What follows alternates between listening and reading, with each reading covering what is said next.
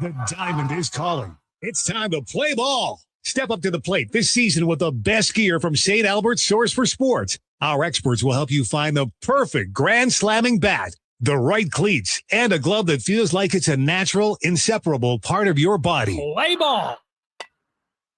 And if your trusted old glove needs some TLC, St. Albert's Source for Sports' glove relacing and repair services will get it back into game shape from the first practice to the final inning. St. Albert's Source for Sports has got all your bases covered. Safe. And if you're looking for cycling gear, we have all the bikes, equipment, and advice you need to keep rolling season long. Get ready for the season. Visit St. Albert's Source for Sports today. Hi, I'm Scott of Cupboards Express, but today I want to talk about Callie of Cupboards Express. Congratulations, Callie, on 50 years with the company.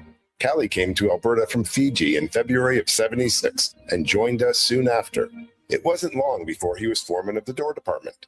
When I started my own apprenticeship here under Callie, he had already been with the company for 21 years. Cupboards Express is proud to have long-term dedicated employees like Callie. Alberta made since '58. Cupboards Express. Game Sports 1440 is your front row seat to the wild world of sports. Local legends, national headlines, and everything in between. Your game, your station. This is Sports 1440. Bashaw Concrete Products. From concrete and septic tanks to blocks, precast water pads, jersey barriers, and aggregates.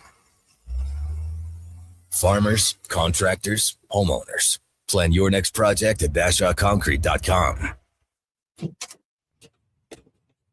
Family owned, over 60 years pouring. Bashaw Concrete Products. Once again, start here. BashawConcrete.com. Wing Wednesday at First Round. Whether you're coming for the first round, the last round, or a few rounds in between, they've got you covered with half-price wings every Wednesday night. Half-price wings. Over 35 delicious flavors like Cajun salt and pepper, maple bacon, and Inferno wings. Now half price every Wednesday night. Wash them down with a cold pint of Canadian or Coors Light for only $5.75. Half price Wing Wednesdays at First Round in West End and now downtown. First Round, burgers, beer, sports. Saturday mornings live on Sports 1440. Powered by Subaru. Safety, reliability, and uncommon value. Visit Subaru.ca. Hey, busy parents. Want some spare time while your kids have a blast?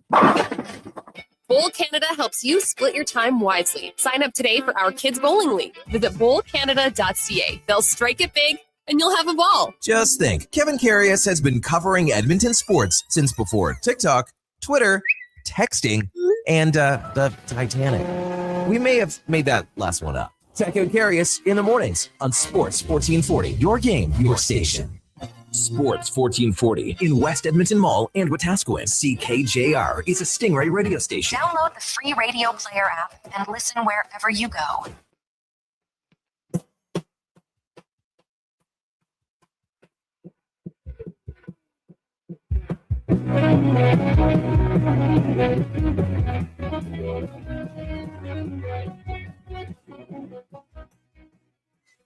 This is Hoop City with Paul Sir on Sports 1440. They do have a timeout. Decide not to use it. Curry, way downtown. What a shot from Curry. We did it. Here's your host, Paul Sir. Good morning and welcome. It's Hoop City. And you know what, Josh? It's Hoop City in the middle of a snowstorm at the end of April, and it couldn't be better. We're talking about hoops. We're talking about NBA playoffs, and there is so much ground that we have to cover today. Nothing says beautiful day like an Edmonton street being covered in snow. But basketball starting at 11 a.m., so it all evens out. It all evens out. In the end, it is what it is. And we were chatting with Brandon Douglas beforehand. We choose to live here. So Mother Nature is always going to have her way. And in Edmonton, you never know what that way will be. So good morning, everybody. So glad to have you with us. Our text line, 833-401-1440. 833-401-1440. Would love to have your questions, insights into what has been a very surprisingly entertaining first round. And excited to get into it. And we're going to start today with Josh's 3 questions. So, Josh, let's go right into number 1. Yeah, absolutely. Okay, so number 1 is very related to you and your Minnesota Timberwolves. Can't wait. All the series are 3 games deep now, and the series to most watch on both sides of the bracket, respectively, are the Wolves v. Nuggets and the Hawks v. Knicks.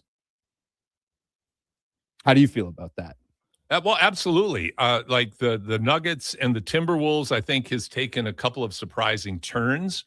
I have some very strong opinions about this. And in my conversation with Ben Golliver, that's coming up a bit later in the show, that we pre-taped on Thursday, we talked about this. And what disturbed me about Denver was, number one, they don't have Peyton Watson. That's a big gap in a team that doesn't have a lot of depth with their bigs. So that's number one. Number two, Joker did something that I just strongly object to in any great player. And here I am talking about the best player in the world in a negative way. But he tinkered with having to assert himself on offense by artificially trying to create shot opportunities for his teammates in the first half of both games 1 and 2, and then turning it on in the second half. Now, it worked in game 1. He had 25, and I think he had a triple-double. Mm-hmm. But in game 2, Rudy Gobert was, and I made this point, I think he was the MVP in game 2, and he only had 2 points because of the way that he finally flustered and thwarted Joker, who has owned him, Josh, throughout his career. He has scored more than anybody ever has on Rudy Gobert statistically. So, and then in game 3, it was the exact opposite. The Joker came out and was forcing shots. He took, I think, their first five of their first 6 shots, was 0 for 6, terrible shots, and he never really got going. He still ended up scoring in the 20s, leading a very, very impotent Nuggets offense. And this is from a team that led the league in offensive efficiency through the season. So it was a combination of things. Plus the Timberwolves, Jaden McDaniels, most people have heard, trash talking about the defense that the Denver Nuggets play, naming names, Joker, Jamal Murray, Aaron Gordon, terrible defenders from the lips of Jaden McDaniels. He took the challenge. It really reminded me of Muhammad Ali in a pre-fight scrum insulting his opponent. That's what McDaniels did. But you know what, Josh? He delivered. Yeah, he delivered. That game on Thursday was really something. Jokic still had 27 points and 15 boards or whatever it was. 7 for 26. 27 on 26 shots are un-Joker-like. That is numbers. The worst 27 and 15 game in NBA history, because I genuinely think AI used to have Allen Iverson had a lot of those. But I genuinely think that he gave up probably 40 points on the opposite end of the Wolves on Thursday scored 68 points in the paint. I think Jokic was attacked for 50 of them. He was. It was an absolute blitz. I've never seen a more simple motion offense run on an incredible Denver Nuggets team, because Ayo Dosunmu would cut in and Joker would go, okay, I got to stop him. And then Jaden McDaniels was like, great, I'm just going to cut baseline, and bing, bang, boom, there's 70 points in the paint. Unbelievable. And you're sitting there watching the game, and you're married. I'm sure your wife has said this to you at one point or another, is she can see you thinking.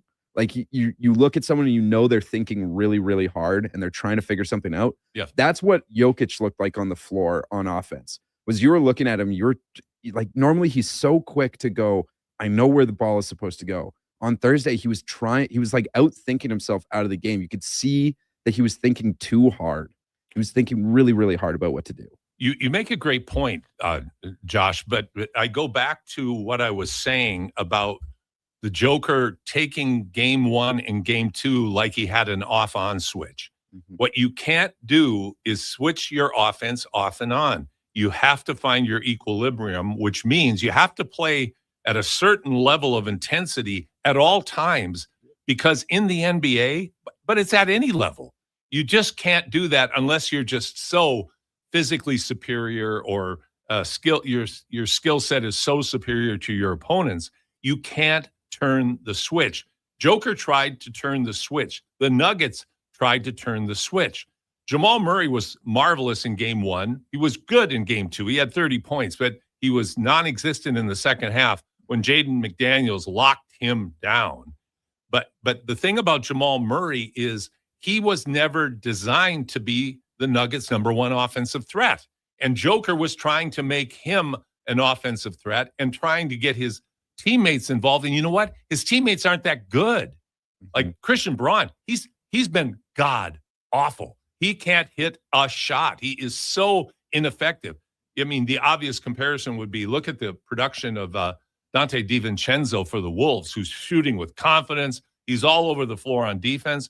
Braun's on his heels. That's what he needs to be for the Nuggets. He needs to be that guy that's all over the floor on defense, being a disruptor. They have to find disruptors, and they're going to be hard-pressed to do that because the Wolves bench, Josh, has been outstanding. DeSunmo's game the other night was fantastic, and he really has been the acquisition in the trade to trade deadline this year in the NBA. And boy, has he made the Wolves a much better team. Yeah, no, that was a great deadline acquisition. I think I was on here talking about it after. It's like he's very much in that Benedict Mathurin. Like these guys can just they will turn it on for a game or whatever. Where, they'll average 12 points and then all of a sudden they're going to have 28. And to the credit of Io is that he's also a two-way guy. Like he is a very strong guard defender. And can get his hand on the ball. And then on the flip side of this one, the Hawks Knicks. I asked you on, was that I don't know, whenever you were on the Carius show, did New York find their new villain in CJ McCollum? Because now Trae Young's not a part of the Atlanta Hawks organization anymore. My God, has he ever showed up? Like he just actively going after Jalen Brunson. Like it puts a lot of things into perspective for the New York Knicks. And can a small guard be the best player on a championship team? Because when you think about it, in reality, Steph Curry is an absolute outlier. And if the New York Knicks lose this series, everyone should apologize to Becky Hammon for, first of all, saying that Jalen Brunson can't be a one on a championship winning team. And the apologies better be as loud as the disrespect. I do not like that everyone was being so mean to Becky Hammon, my girl. Well, Becky Hammon's fantastic, and she's absolutely right. And I think it's being borne out right now is Brunson's a fantastic player. But if you're going to run everything through Brunson at 5'11" with real defensive limitations in this league, you're in trouble. And when you're back and your second best player, who's virtually an all NBA player in Karl Anthony Towns, but still highly suspect and easily exploited on defense, you've got problems. And the Knicks have problems. Now, they're the first team in NBA history to lose 2 playoff games consecutively by 1 point. It's not like they're not in the series, but they're not able to close. Game 2, this is to your point, Josh. Game 2, when the Knicks had the ball with approximately 10 seconds to go, they got the ball into Brunson's hand, who made an absolutely god-awful play. It was bad. Way too late in the shot clock. And that's one of the many complaints I have about NBA going on just what I would call blind. This is the way we're going to do it no matter what. Why do you have to run the last play through one guy when there are probably other opportunities because the other team knows you're going to run the play through one guy? And now you've got Brunson penetrating to the baseline and throwing a very, very sloppy interior pass in traffic that's knocked away. Knicks lose. They found a way to lose that game, as they did the other night. Brunson can't be the guy that you completely depend on. And I think there's lots and lots of rumblings within the Knicks organization, both from the players' standpoint and at the upper echelons. You've got Brunson's dad on the bench with Mike Brown. You've got all kinds of stuff percolating. So if by some miracle Atlanta, well, I wouldn't even call it a miracle anymore, but if Atlanta wins this series, that Knicks offseason is going to be tumultuous. It's going to be a really interesting offseason because if I know anything about the New York Knicks franchise, they'll probably fire Mike Brown and be like, well, run it back with everybody else. Absolutely. They'll absolutely do that. And the problem is now the the way that trades are being handled in the NBA, it's not like you've got a disgruntled Mikal Bridges who's playing awful basketball, and he's got an extension coming in. I think it's 4 years for $36 million a year. Who's going to pick that up with a guy who's a head case and is showing himself as a head case? So it's going to be really interesting. Let's go to question 2. Question 2. The Lakers are up 3-0 on the Houston Rockets, and it looks like LeBron James has turned back the clock a little bit here. But I think the biggest reason for the Rockets being down in this series and as a whole having a lackluster season is due to the absence of Fred VanVleet. That's one of the reasons. I agree with you. But I don't look at VanVleet as the fix-all. They would be much, much better with Freddie. The fact that they did not address not having a true point guard during the trade season is abysmal. And shame on the front office for not doing what was necessary. I mean, look at Dennis Schroeder, who's buried on the bench with the Cleveland Cavaliers. And why wouldn't they try to pick up a guy like him who's a more than serviceable point guard to come in and give you what you would call true point guard minutes? So that's number one. They didn't deal with the here and now. And yes, Freddie would make them better, but they also have problems with an aging Kevin Durant who's out with injuries. And then the fact that with the exception of an undersized Reed Shepherd, they don't have any sustainable three-point shooting threats. Plus, I think their coach has lost the locker room just based on body language, what's going on out there. Again, the other night, they found a way to lose. They battled back. Certainly, they have quality players. But if Amen Thompson can't really work on improving his jump shot in the offseason, what we're seeing right now from Thompson is probably what we're going to see throughout his career, because until he becomes a better shooter, he's going to have limitations. And he's really good. I mean, he had high 20s the other night. Şengün's a very good player. He's slow. He's kind of Jokic in that respect, so he's not a shot changer, rim protector type player, but he's a very good player. Rockets have some good pieces, but they don't seem to have a management that responded to the here and now appropriately. And they have a coach that a lot of questions are going to be asked, because most certainly they're going to lose this series. Yeah, I mean, they're going to lose the series. It's a foregone conclusion essentially at this point. I do just like come back to VanVleet. He was the best pick and roll operator in the NBA last year. He's got a decent shot. He's got championship pedigree. Like, he is easy and breezy. He stays calm. And the fact that like he basically can't run drills or anything like that is bad for the progression of Reed Shepherd. It's bad for the entire offense, because what we've seen it boil down to this year is Rockets up 8, Rockets lose. And when they get it in tough, it is here, Kevin Durant, please bail us out. Here's the ball. Like, that is their whole offense. It's a total absolute mess. And they don't have that floor general. And I see where you come from with Dennis Schroeder, but even like, there's a reason he's buried on the bench, and like he's been on 11 different NBA franchises or something like that. I totally disagree with that. I think Schroeder, unless he's a head case, when you watch Schroeder, and they're two very different games. Like, he's all world when you play like in the World Cup in FIBA basketball.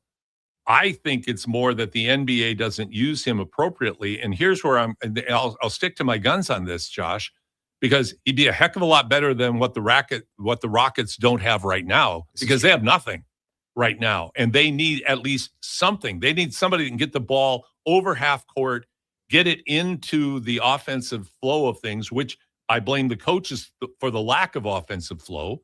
That I think they have coached the pieces that they have very, very poorly, because they're not functioning well together. That's fixable. They can be better than that. It won't be perfect, because the pieces are sort of oddly fit together. But look at the Timberwolves. They also have odd pieces, but that are functioning together, very, very comfortably, even though during the season they're up and down. Now they're finding their mojo. And I think with the Rockets, they just haven't done that. So, you make a good point, and I know Freddie would make a huge difference with this team. But once again, without Kevin Durant, who bails them out in the last second, and Fred VanVleet down the stretch at a 5'10" point guard, isn't going to be the guy like Brunson that you're going to be able to rely on to create a shot when you need somebody to make a play when the shot clock's running down. Yeah. All right. Over to number 3. This is bet. my obligatory Raptors mention. They managed to take and they deserve the obligatory mention. They managed to take game 3 at home against the Cavaliers in resounding fashion, might I add.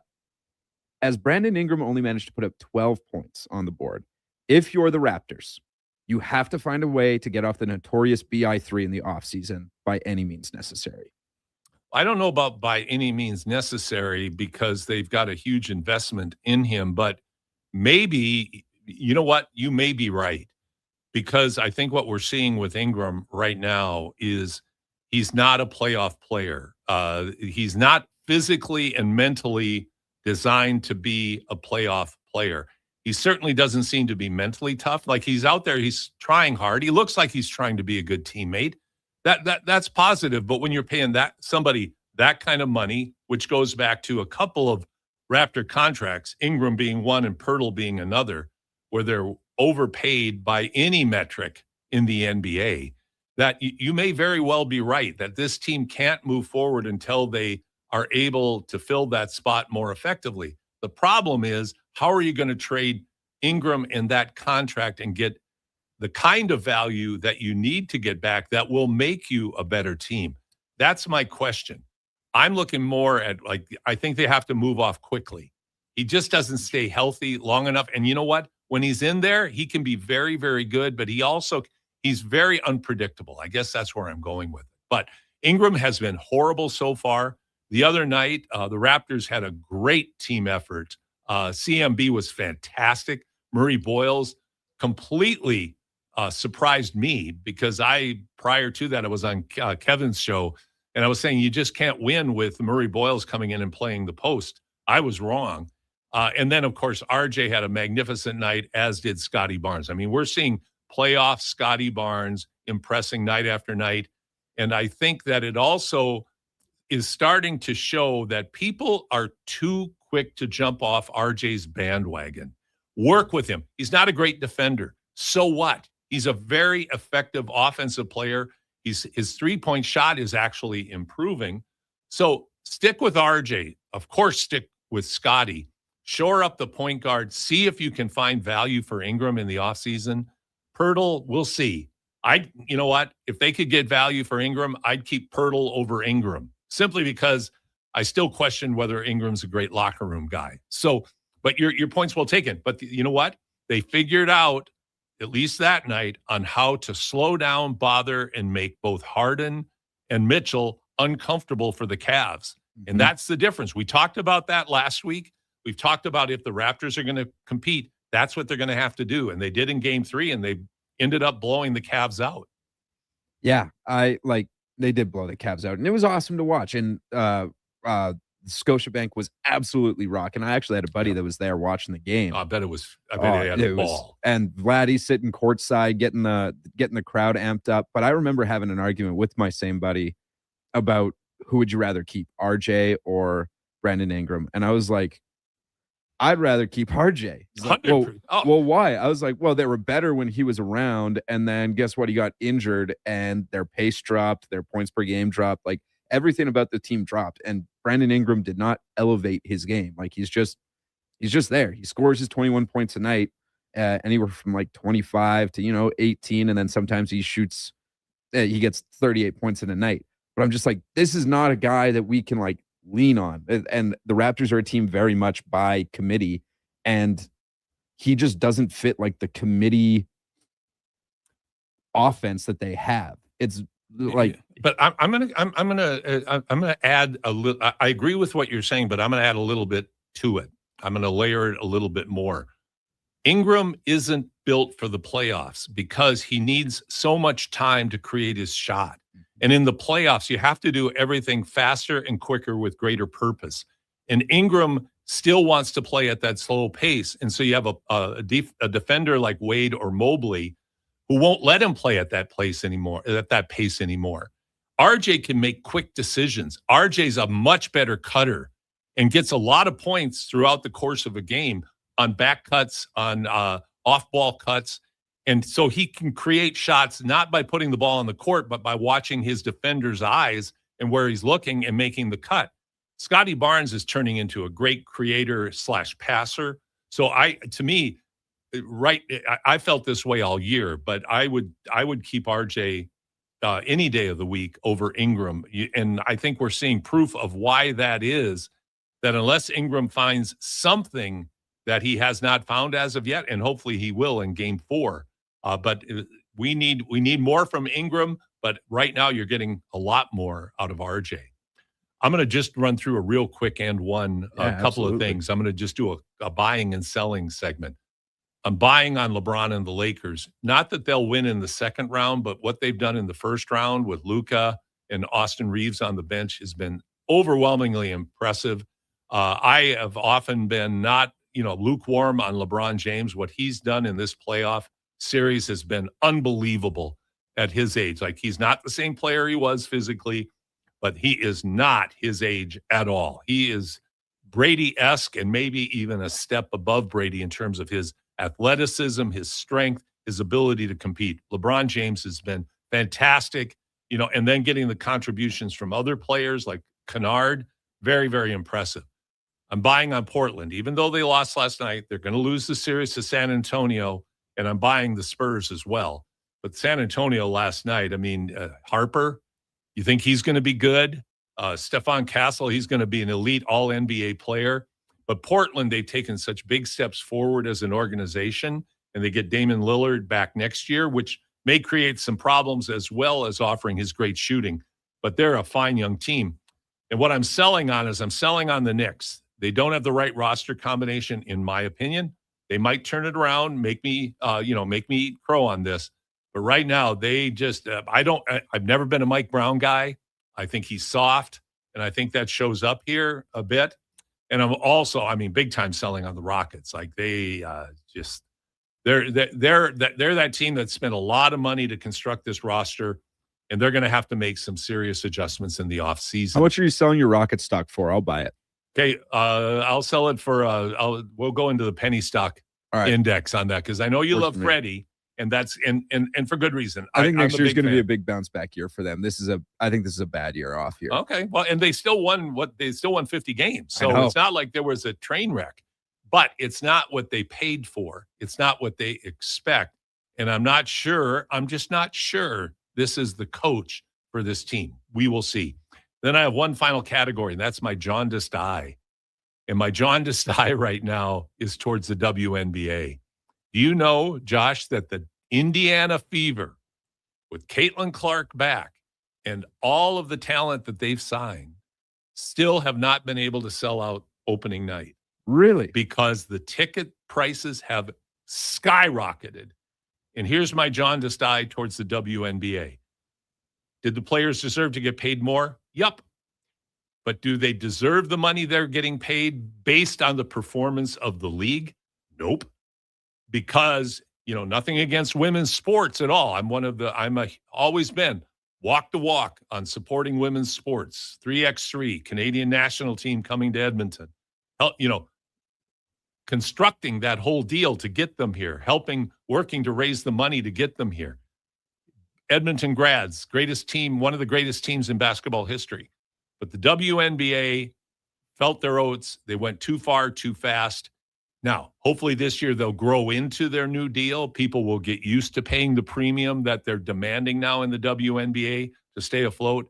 But that's my jaundiced eye for today. We're going to take a break right now.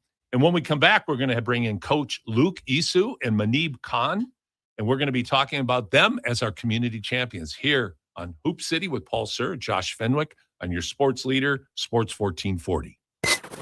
Sports 1440, Edmonton's sports leader, welcomes you to the basketball If you're without show. personal health insurance benefits from your employer and are self-employed or retiring, contact Innovative Benefits. Innovative Benefits helps break down personal health plans to put you in the driver's seat and reduce your net cost. They'll help identify the best plan for you and your family so you can pay for what you do use and look how to reduce what you don't use. Don't be left out in the cold. Understand all your options with Innovative Benefits. For more information, visit innovativebenefits.ca today. What keeps Alberta business moving? It's pallets, whether you're shipping, manufacturing, or looking for in-house storage solutions. Hi, it's Andrew with the Pallet Recycler here in Edmonton, and we've been providing reliable, affordable, recycled, and custom pallets for local businesses for the past 30 years. Contact the Pallet Recycler at 825-474-1981 to find out why recycled pallets are the most cost-effective way to move and store your product. Learn about our recycling program as well at thepalletrecycler.ca. Hey, it's Jamie from Green Drop Lawn Care. From the big mall in the west to the Arena District downtown, Edmonton is beautiful. But when I see your lawns, I know one thing's for certain. Weeds are coming. Be proactive and take advantage of our early bird savings until April 30th. Green Drop has been Canada's lawn expert since 1979. And they're in your community, keeping your yard looking beautiful with affordable lawn care packages that include fertilizer, weed control, drought fighter, and more. Visit greendrop.com. Saturday mornings live on Sports 1440, powered by Subaru. The perfect choice for Alberta's challenging weather and road conditions. Visit Subaru.ca. Take the pain out of airport parking with Park to Go. Your first-class parking experience. Book self-serve and valet parking and save up to 30%. Book now with promo code RADIO. That's RADIO. Uno, dos.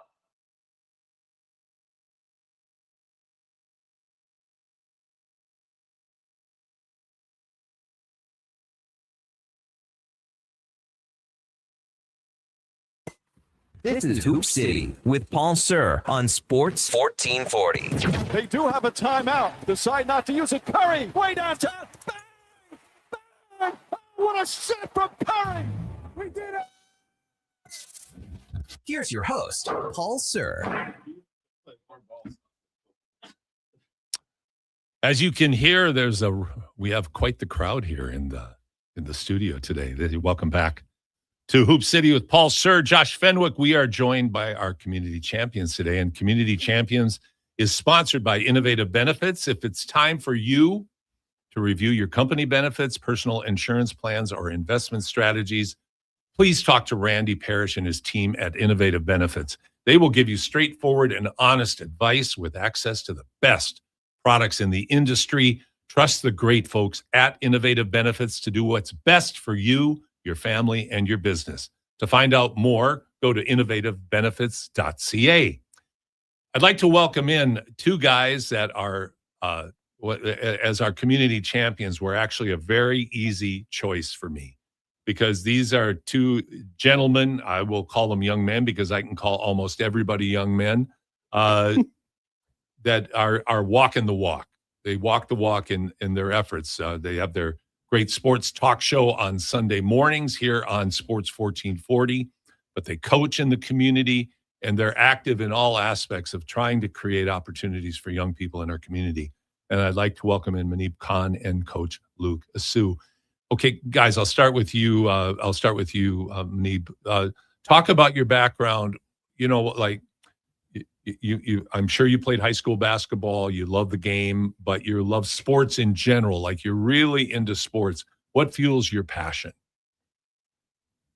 A few things. I think that sports are the greatest unifier in the world. There's something about the locker room that cannot be replicated in any other walks of life. But I think sports teaches you a lesson that you carry with you forever. Right, the sacrifice, what it means to be a teammate, what it means to communicate with other people, and I just love every aspect of that. And there's a level of competitiveness, and when you need to have a competitive spirit, that I think is important when you get into sports, and then that carries over when you get into life.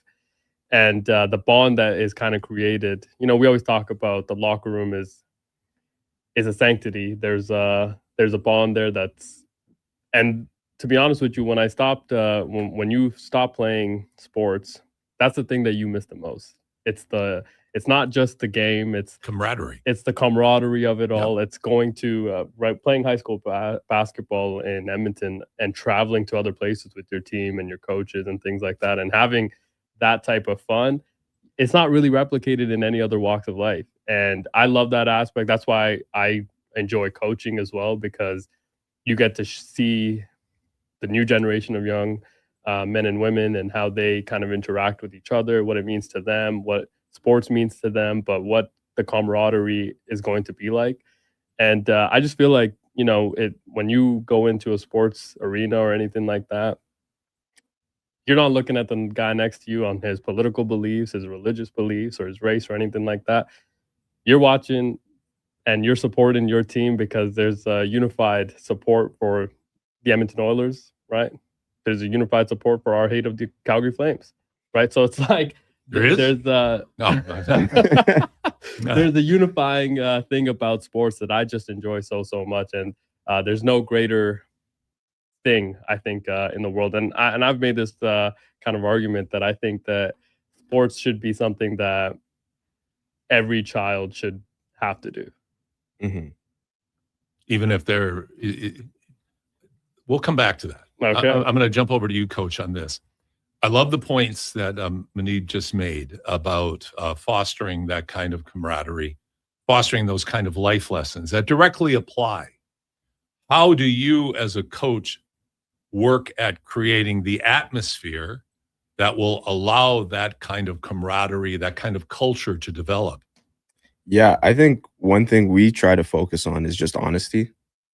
Like, we try to build honesty within the program where it's just like, coaches aren't infallible. And that's one thing we've been trying to learn, especially me, because I am a younger coach, and kind of coming in, death of the ego, not having an ego, making sure everyone's voice is kind of heard, and making sure that it's a team. So, we have to be together. And that means I'm not always right, but I'm going to suggest my way most of the time, but I want you guys to have your opinions as well. That's interesting you say that, death of the ego, because I get where you're going, but how do you develop the healthy ego of competitiveness, of self-belief, of assertiveness at the appropriate times, while surrendering at the same time, Coach, your ego to the betterment of the team, accepting your role, for instance, may not be what you want.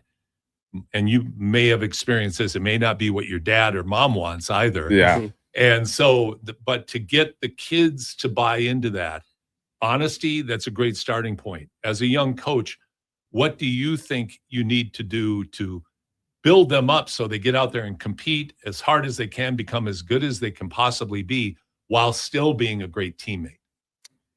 Yeah, I think, like you said, buying into their roles is important, because everyone wants to be the guy that scores 20 points. Of course we do. Who doesn't? Of course. But it's just getting them to understand, like, hey, if you do this really well, like, this is what's going to take us over the top. And that's also, like, not giving recognition to the guy that always scores 20 points, because he gets his recognition in the score sheet.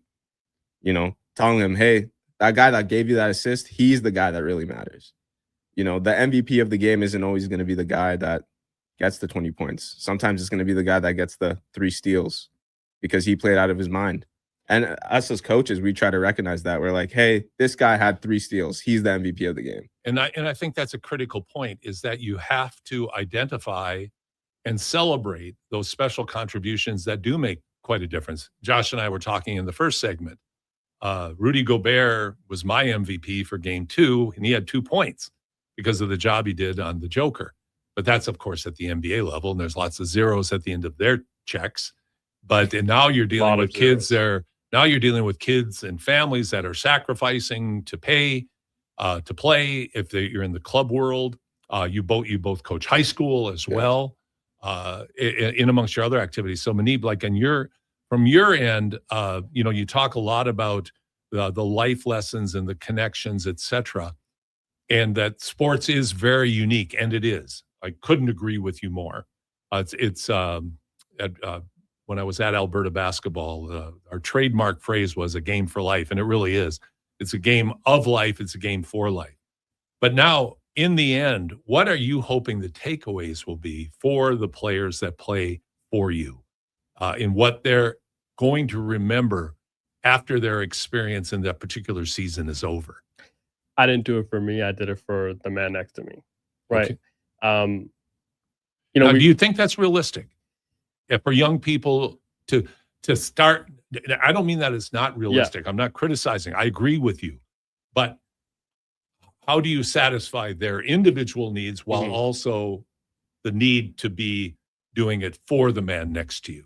Yeah, I think that is there's a buzzword in sports culture, right? Like, and we always talk about like how do you actually create culture? Well, you set a standard, right? Like this is the standard that we want to play for and we want to play with.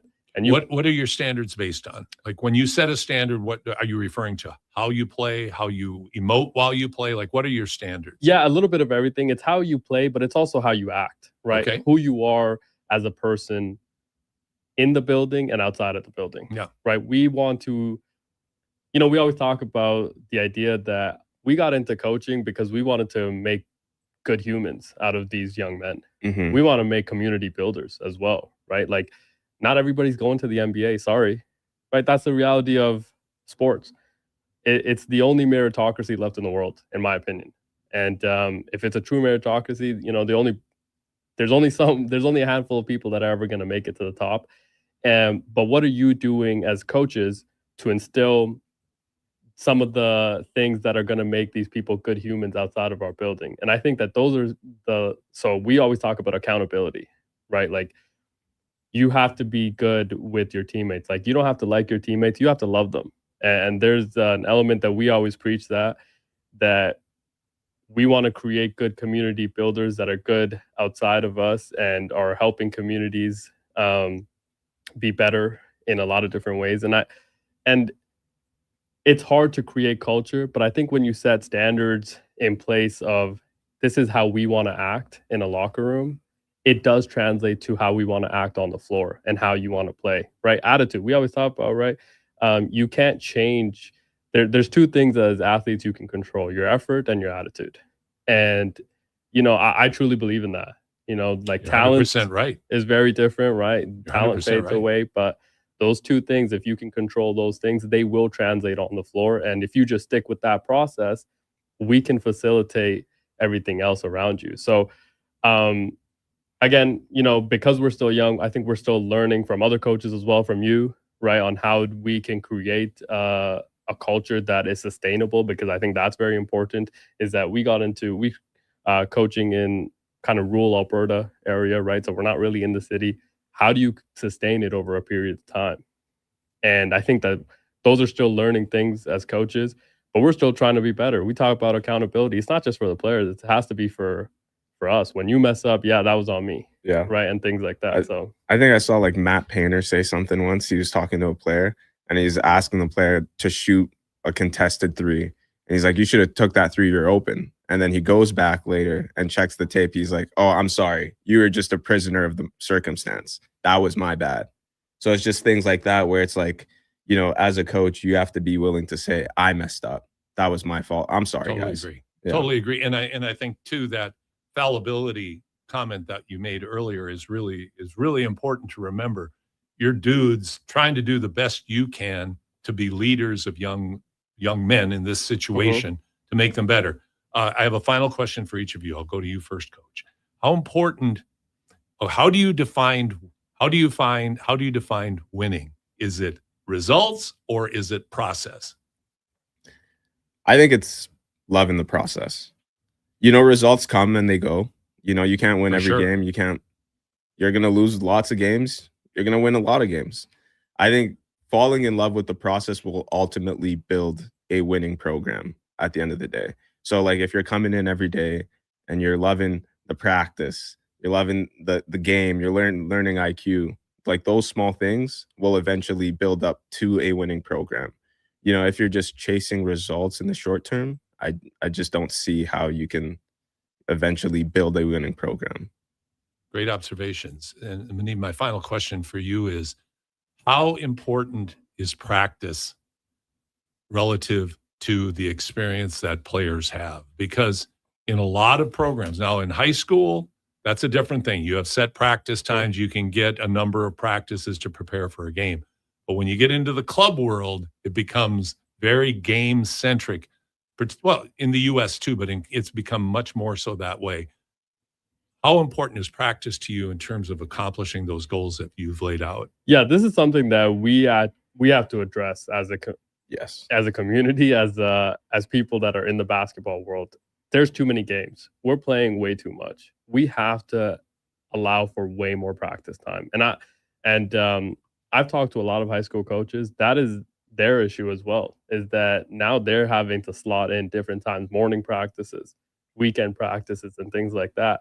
And now you don't have the same amount of players available because, parents can't drop them off in the morning or something, right? There's other things Very happening. real world things that prevent kids from getting there. And it's a real struggle because now you're asked to play in 5 games, but you've only had 10 days of practice. And it's like, how is the results aren't now you're getting off to slow starts, and how you're supposed to keep your team engaged. It's a very difficult thing to do because, we talk about the process, but in the short, results also matter because it's tough to continue to have the same vision when you're not winning at the same rate, right? Like it's hard to keep motivated when you're not having the same level of success. So I think practice is the most important thing. How do you actually build your team culture, right? We talk about all of that, locker room vibes, sacrifices. You're 100% right. And I'll editorialize real briefly. You're 100% right in the culture. But I would say this, like if you compare the culture in North America to the culture in Europe, for instance, long established culture, sports culture in Europe, lots of practice, few games. Here, because we're a capitalistic sports system, that now you've got motivations to not only pay to play, you're also got motivations to run tournaments to make money, and you've got the motivations to run clubs to make money, particularly if it's your livelihood. That makes it really difficult because I remember that one final comment. I talked to one coach, and he had a very winning team. He was stacked with lots of talent. How many games did you play this last? He said, we were 29-1 this month. I said, that's great. How many practices did you have? None. So you didn't practice for a whole month. And because you had more talented, can you remember all of your games? And you go, well, no. I said, then why are you playing them? Yeah. Every game should be a memory, not another rotation. And just because you recruited better players doesn't mean you're a good coach. And it doesn't mean your players are becoming better people and better players. I'll leave the final comment to you. The other thing to just kind of add and kind of round it out is that it's also the individual, right? Players want to play the games because that's where they're getting the highlight clips from and the mixtapes from and things like that they can use for recruiting because you're not getting those in practices. So how do we, and again, I've said this, we need to change that culture, that it needs to happen at the ground roots level. I don't think that there has to be somebody that comes in from an organization or something like that has to make those sweeping changes. It's coaches like us at the ground roots level that bring that to an address.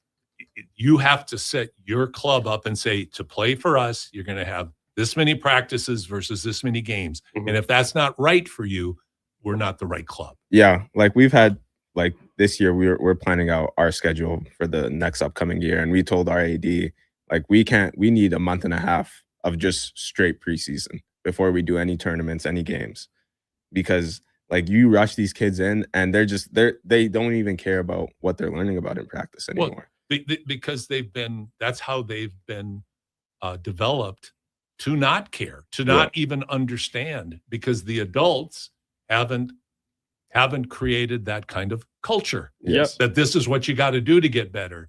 You think you're having fun playing games, but that's like eating donuts. The more sugar, the better. It tastes great, but afterwards you're just a little heavier. So, that doesn't mean you're better. It just means you had a good donut. But you got to eat your vegetables. Shawnee Harley, the great coach from University of Calgary and longtime women's national team coach, said, got to eat your vegetables. And that's really true. And you know what I love about you guys is that you eat your vegetables, that you, again, walk the walk. You put the time in and you genuinely care about the seeds you're trying to plant in these young people's lives that are going to set them up for success as they go forward in their life, both on the court and off the court. And, I just want to, coaching is something that is selfless, right? It requires a lot of time, energy.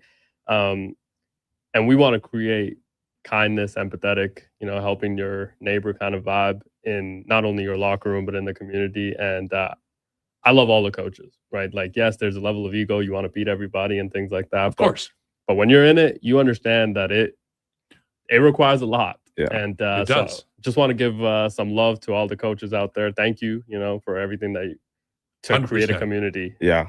I couldn't agree with you more, and 100%. And that's what you guys are doing too. Absolutely. You're in the thick of it. You know what it takes. A lot of times people on the sidelines have no idea. So congratulations to both of you, and thank you to both of you for not just what you do on the court, but what you do in the station here too, to try to bring better sports talk experience to our community. You guys really are community champions. So thank you guys. Thank you, Paul. Thank you so much for being here today. Thank you. Thank you. Go Wolves. Go. I can't disagree with that. We're going to take a break right now. When we come back, you got to listen to this. I had such a fantastic conversation with the longtime play-by-play voice of the Minnesota Timberwolves, Alan Horton. He's phenomenal. But you're going to get the guts of what's going on in the Wolves Nuggets series next. So you're listening to this on, of course, Hoop City with Paul Sir, Josh Fenwick, here on your sports leader, Sports 1440. It's 36 hours of amazing store-wide savings, and it's on now. Lazy Boy Furniture Gallery's 36-hour sale. It's the perfect time to redecorate with a huge selection of beautifully crafted Lazy Boy furniture, and it's all on sale. Don't miss out on 36 hours of incredible savings at both Lazy Boy Furniture Gallery's locations, South Edmonton Common and in the West End on 170th Street. It's the most amazing 36 hours. Calling all golfers. The 8th annual Angels Anonymous Charity Golf Tournament will be held on May 22nd at the Ranch Golf and Country Club. Angels Anonymous is a national nonprofit organization that has been helping grant wishes for terminally ill adults for over 20 years. And this tournament is a literal driver for funding towards this great cause. This is your opportunity to have fun and make a difference for those in need. Visit angelsanonymous.org and click on the News and Events tab for more information. Wing Wednesday at First Round. Whether you're coming for the first round, the last round, or a few rounds in between, they've got you covered. With half-price wings every Wednesday night. Half-price wings. Over 35 delicious flavors like Cajun salt and pepper, maple bacon, and Inferno wings. Now half price every Wednesday night. Wash them down with a cold pint of Canadian or Coors Light for only $5.75. Half price Wing Wednesdays at First Round in West End and now downtown. First Round, burgers, beer, sports. Saturday mornings live on Sports 1440. Powered by Subaru. Confidence in motion. Visit Subaru.ca. Take the pain out of airport parking with Park to Go. Your first-class parking experience. Book self-serve and valet parking and save up to 30%. Book now with promo code RADIO. That's RADIO.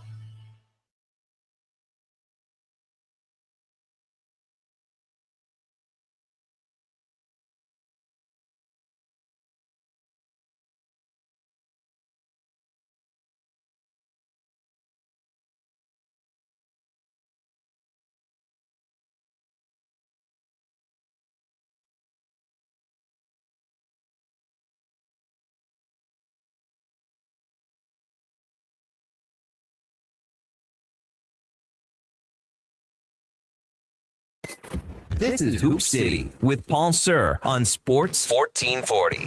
They do have a timeout. Decide not to use it. Curry, way downtown. Bang! Bang! Oh, what a shot from Curry! We did it! Here's your host, Paul Sir. Welcome back to Hoop City with Paul Sir here on your sports leader, Sports 1440. I am pleased to be joined by the longtime voice of the Minnesota Timberwolves, play-by-play, and that's Alan Horton. Alan, thanks so much for making time to speak with me today. You bet, Paul. Good to catch up with you. Well, likewise. And it's good to catch up with me from your vantage point, Alan, after a decisive Game 3 victory for the Timberwolves last night. The Target Center sounds like it was rocking and rolling, and why wouldn't it be? But we'll get into the drama surrounding the game because there's some, I would call it somewhat uncharacteristic trash talking that I think Coach Chris Finch said to Jaden McDaniels, well, now you've said it. Now you got to walk the walk.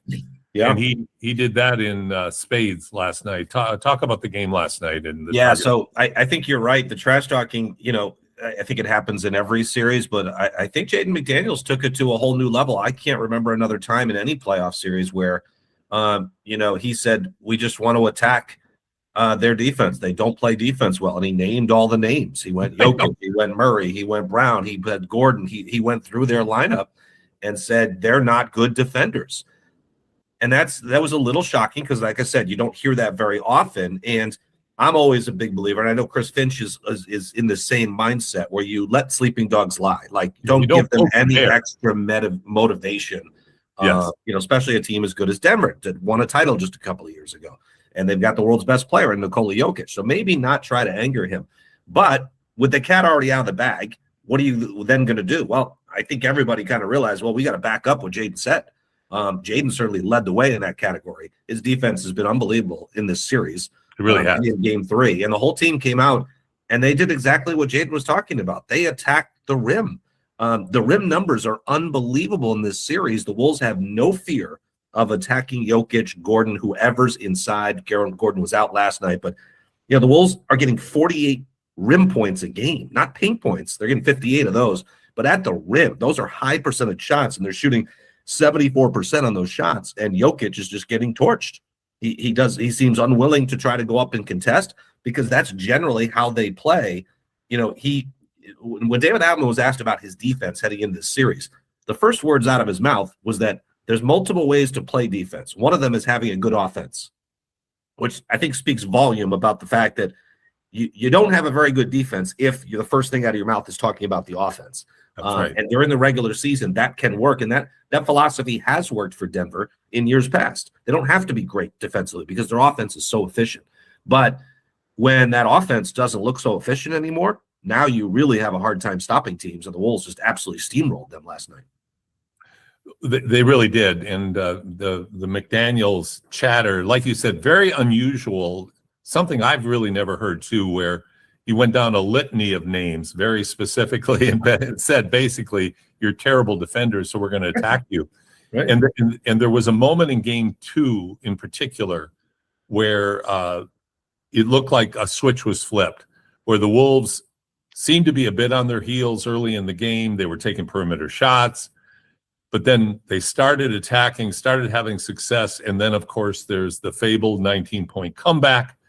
Wolves come back, win game 2, and then absolutely just roll over the Thunder in game 3. I'm curious about your perspective on this. Like, one of the criticisms of Jokic was in games 1 and 2, it was like he was feeling it almost the appearance was, I can flip the switch when I want to score. Yeah. In the first half, he was very passive offensively, looking to set his teammates up. He's such a great passer, etc. But then I wrote a blog about game 2, and my MVP in game 2 was a guy who scored 2 points and had 7 rebounds, and that was Rudy Gobert. Because really, for one of the few times, Alan, Rudy Gobert in game 2 certainly dominated Nikola Jokic, and in much of game 4, if not dominated, he gave Nikola Jokic more trouble than I've really ever seen anybody give him in terms of altering his shot, making him uncomfortable.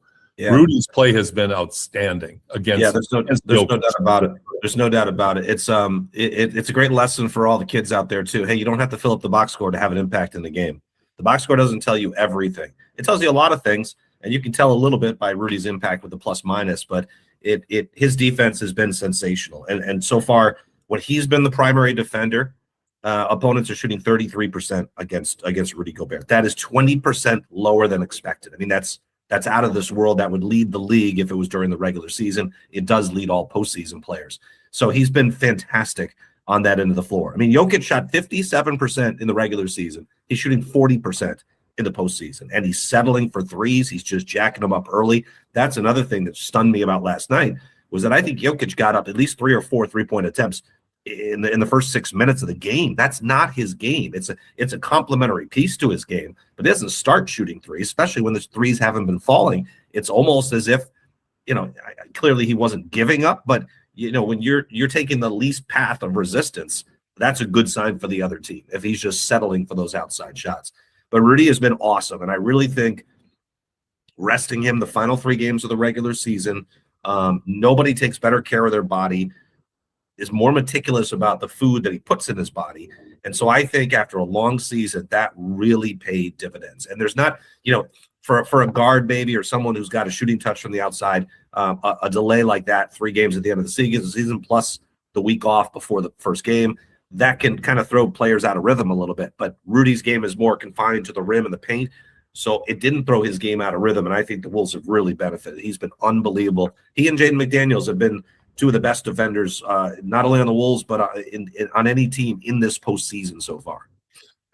When you use the term a suffocating defense, I've never seen anyone play a more suffocating style more successfully than McDaniels did last night on Jamal Murray. Yeah, I mean, Jamal had an all-star season, but especially in the 3rd and 4th quarter, it was like up another level. And I think people forget how big and long Jaden McDaniels is, and so athletic and so gifted at guarding the perimeter. But he's all of 6'9", right? Yeah, and that wingspan he's got a 7-foot wingspan, and when he picks you up 3/4 court, you feel it. And there's a big reason why Jamal Murray has struggled, not only in the series, but specifically in 4th quarters. He's worn down. They have to rely on him for upwards of 40-plus minutes a night. And by the time you get to that 4th quarter, I don't care what kind of shape you are. A 40-minute game is 48 for a reason. It's a long haul. And if you're constantly getting pressure on you the first 3 quarters, it takes its toll. And you see that with both Jokic and Murray. Their numbers just fall off a cliff in the 4th quarters. It didn't matter so much last night because the margin was so large in the 4th quarter. I did think it was interesting that David Adelman really pulled the plug with four something left to go on the clock, and it's kind of a 17-point game. And remember, Christmas Day, these 2 matched up, and Denver rallied back from a 9-point deficit in overtime with just like 2.5 minutes to go. So if any team should have had a little confidence that maybe we can get something going, as bad as that night was, I was really stunned that he just, you work so hard to try to give yourself every opportunity to win the game. I don't know why there wasn't just 2 more minutes or a minute and a half to see if that group could catch fire, because that's exactly what they did on Christmas Day against the Timberwolves. Absolutely. And I'm talking to Alan Horton, the voice of the Minnesota Timberwolves, here on Hoop City with Paul Sir. Of course, so much attention is being paid, and I think the fact that Anthony Edwards hasn't been the dominant impact performer that we would expect him to be if he were 100% healthy. And I don't, Alan, want in any way to demean what, the fact that he's playing through an injury. But what is Ant's status with his runner's knee? And what was very, I thought, impressive for Anthony Edwards was he was so into the game, supporting his teammates, even though he couldn't be out there doing what he would like to do and what's expected from the fans, from his team, that he would be able to do. Yeah, Ant has clearly not been himself in this series, and it's a result of that knee injury that caused him to missing 11 of the final 14 regular season games. So there's a part of it where he's still dealing with some knee discomfort. It's the same injury that Steph Curry went through and missed a ton of time. And the problem with that apparently is that there are ups and downs. You feel good one moment, you don't feel good the next moment. It's not sort of this linear path of just improvement. And so you can see him oftentimes rubbing that knee. He'll tweak it a little bit. He'll have some contact and he'll hold it. So I think he's dealing with a little bit of that and a little bit of still getting his legs back underneath him. You notice his 3-point shot has been way off in this series. And, that's kind of the last piece when you come back from an injury of, getting your legs and your body into it. That's a long shot from 23 foot, 9 inches. And that 3 ball has not been there. But I will say that his leadership in game 2 was just unbelievable. It sounded like he was just into it on the bench. He was encouraging guys. He's talking to Rudy. He's doing all the little things. And once the Wolves fell behind by 19, I don't know if that was the trigger, but whatever it was, they started moving the basketball, which is always the key to their offense. You have to have that 0.5 mentality. Either drive it, pass it, or shoot it, but keep it moving. Don't end up in isolation like the Wolves did 29 times in game 1. Well, they cut that in half. In game 2, they only have 14 plays of isolation. So that's That's a huge improvement. And I would imagine the numbers from last night are also pretty good. Low numbers of isolation. That's a nice sort of side dish to have, but you don't want to make isolation your main course. And so even though the shots haven't been falling, Ant has been doing all the different things. A little loud here. Sorry about that. It's okay. Fortunately, they're not coming for me. It's okay. But Ant's been incredible with his leadership, and you see it in his rebounding numbers. I mean, he had 19 rebounds in those first 2 games. He's picked up the challenge defensively. The numbers when he's on the floor as a team have been really good, especially on the defensive end. So he's still making an impact, even though we're not seeing him put up 38, 42 points a game. Back when the trade was made to bring Dosunmu in, I think I was one of the many voices, but I was a very loud voice about this is the trade. I thought that was the best trade in up to the deadline myself, because of what he brought in terms of just a game-changing speed, but also attitude and leadership, not vocal, but just in terms of his energy and effort coming off the bench. The Wolves have had some good reserves. I mean, of course, like Nickeil Alexander-Walker was a great, but I think what Dosunmu brings is even more impactful from my vantage point, watching what he brings. Now, of course, he's just come off a phenomenal game, but even in games where he doesn't put up 25 like he did last night in such an efficient manner, the way he impacts the pace of the game, the pace of play, defensively, energizes the whole team. Talk about what Dosunmu means now to the Timberwolves. Yeah, Jim Peterson and I were talking about this on the radio broadcast last night. He's almost like a mini Anthony Edwards. You know, he's not going to get you upwards of 30 plus or anything like that, but he's got a similar body type. He does a lot of similar things that Anthony Edwards does. And when Ant goes out with the foul difficulty, you just go to Ayo, who's basically the Wolves, only had Naz Reid on their bench before the trade deadline, essentially. And they make this trade and pick up another 6th Man of the Year candidate. I mean, he finished in the top 7, I think, in 6th Man of the Year. So he and Naz, you just basically doubled your bench output.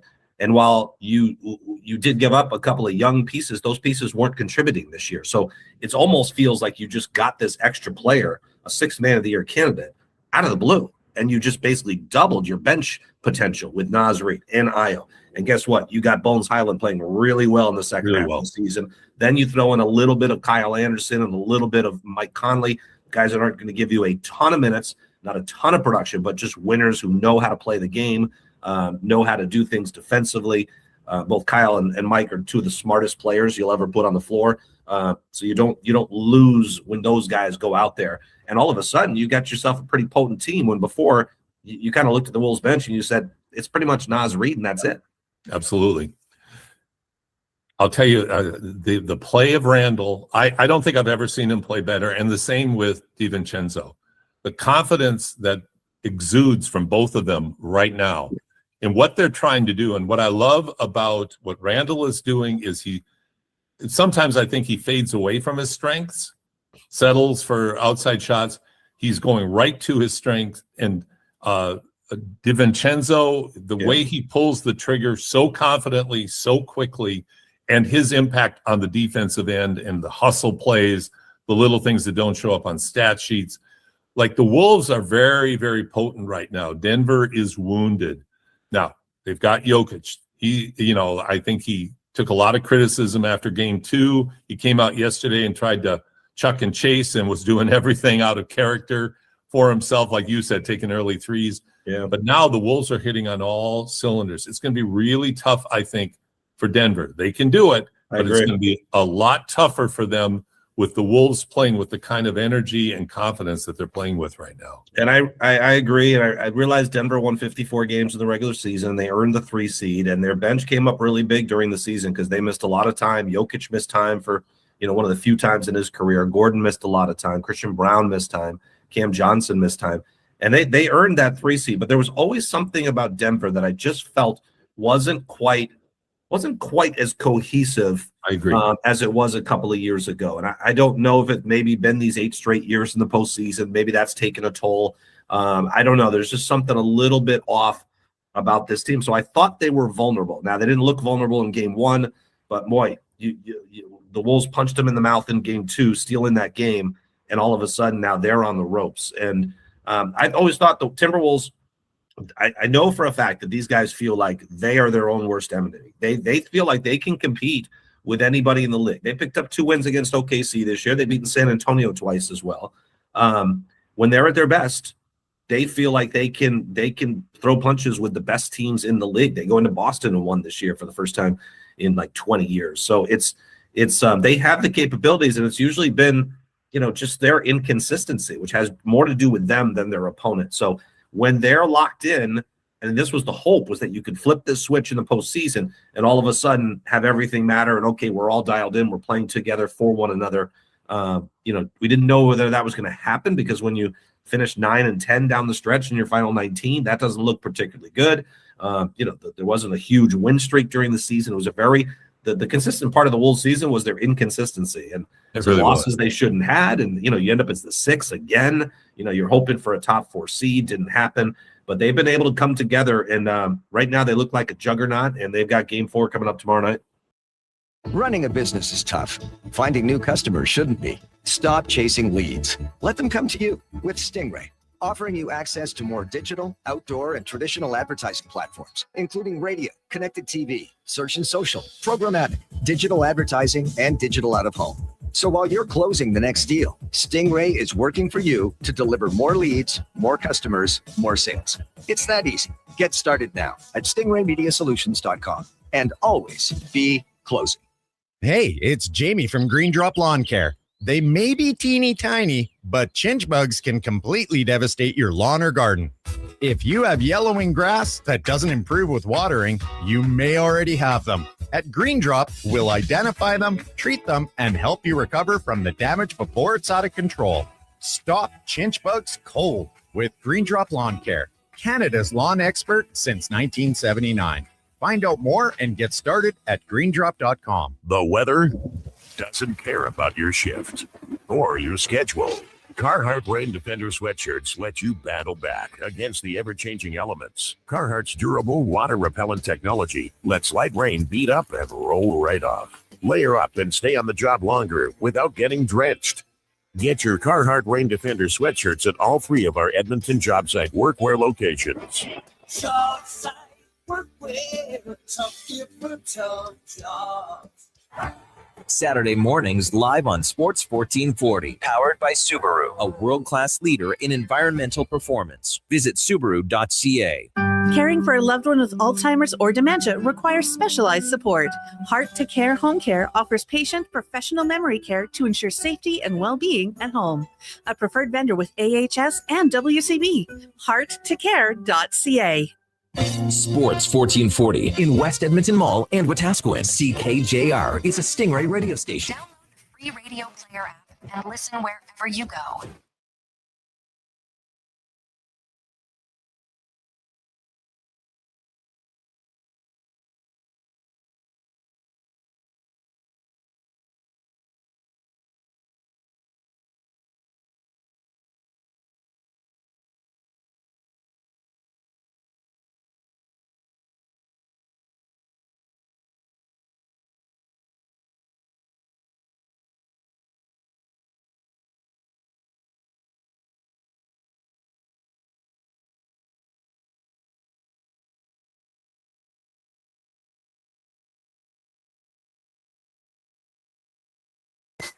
This is Hoop City with Paul Sir on Sports 1440. They do have a timeout. Decide not to use it. Curry, way downtown. Bang! Bang! Oh, what a shot from Curry! We did it! Here's your host, Paul Sir. Welcome to Hoop City with Paul Sir on the deep dive with my good friend Ben Golliver. Ben, one of the great NBA writers anywhere. And Ben, first of all, welcome. It's great to see you. Great to have you back. And I'm excited to talk playoff basketball with you. Likewise. I mean, we're right in the thick of it. You know, we got all these series, a whole bunch are tied 1-1, and maybe the series that aren't tied 1-1 have more drama than the series that are tied 1-1 with the referees and the Houston offense falling to pieces. I mean, we got so much we could hop into. Well, I actually oftentimes, too often, in fact, I kind of go with the gut try to have good background and go with the gut. But today I thought, no, I got to write some stuff down, because there are some nuances here that are very, very interesting. This is an unexpectedly dramatic start to the first round from I think from a lot of people's vantage point. And I'm going to start with the one the other night that, you and I talked. Who had your opinion of who had the most, who was most significant? I can't even remember exactly how I phrased the question with you, Ben, but who were you looking for the most? Who were you looking forward to the most in the playoffs? And you said Wemby. And of course, Wemby was otherworldly in game one, like literally otherworldly. The moves he made and the things he did, and 5 for 6 from 3. I mean, it was just a ludicrous performance. And then the dreaded next game, just when things couldn't be going any better, he's now in concussion protocol. Talk about that incident. And it sounds like he's in the protocol being monitored. Thankfully for that. That's a hopeful sign. But what did you think when you saw the fall? Oh, I mean, just the highs and lows, the whole spectrum, because you get game one down in San Antonio, their first home game in 7 years, and it's a complete inferno. I mean, all those T-shirts, and you could tell Wemby was just so cranked up. I mean, going to the full court spin moves, driving through traffic, he kind of looked like Kyrie Irving, except in a 7'5" body. It's what's happening. And, always in the back of your mind when you're marveling over Wemby, you're also thinking like, hey, man, be careful. You're not kind of built like everybody else. Exactly. Something could go wrong. And that's what happened with the concussion play. I mean, he just face planted onto the court. And, I think you mentioned that he's in the concussion protocol. I take it as a good sign. He didn't travel to Portland for games 3 and 4. My assumption when I heard he was going to the concussion protocol is they might just leave him in San Antonio for the week and try to bring him back for game 5. Now, maybe if they win game 2, they feel like they can slow play it, or maybe he's saying, hey, I feel good and I'm confident I'm going to get cleared pretty quickly. But typically a concussion is like a 7 to 10 day injury in the NBA. And in the playoffs, that means you're missing at least 2 games, if not more. So I take it as a good sign. I even saw a picture of him just lightly shooting hoops today. All sorts of side effects can arise, whether it's sensitivity to light, noise, dizziness, just feeling like vertigo almost, so you don't know where you are, confusion. And so it makes it very difficult to play in the NBA. We remember back in the day, Scottie Pippen used to deal with like migraine headaches, right? And, that would shut him down in major playoff games. And I think in some cases undercut his legacy a little bit. So Agreed. This is scary stuff. And I would just urge complete caution. Now, the worst part for San Antonio, other than Wemby's health, was how they played without him down the stretch, because they could not score. They collapsed. They give up a big lead. Portland comes back and evens the series. Now you're going to Portland. That place will be an inferno for game 3. That's going to be a tough place to win on the road.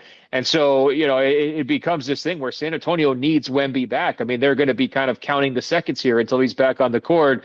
And that's not where we expected for this team that just breezed to 60-plus wins, and they look like they were a surefire title contender. I mean, they're already in the thick of it here in the first round. And meanwhile, they wanted to be on a collision course with Oklahoma City, right? Well, Oklahoma City's just breezing through just like everybody expected. And so I think there's huge implications here, right? Whether he can play, how well he can play. It is still the top story to watch, even though he probably won't be on the court for game 3, I would imagine. I think you're right. And I think the fact that they have to moderate their expectations of when he should come back. And of course, you balance that out with the long term. I get that, but you have this very, very real short-term need. It'll be interesting to see how the Spurs respond in game 3, because you could obviously see how rattled they got. This Spurs season was incredible, but this is the new season that they have no experience, and it's a whole different type of pressure.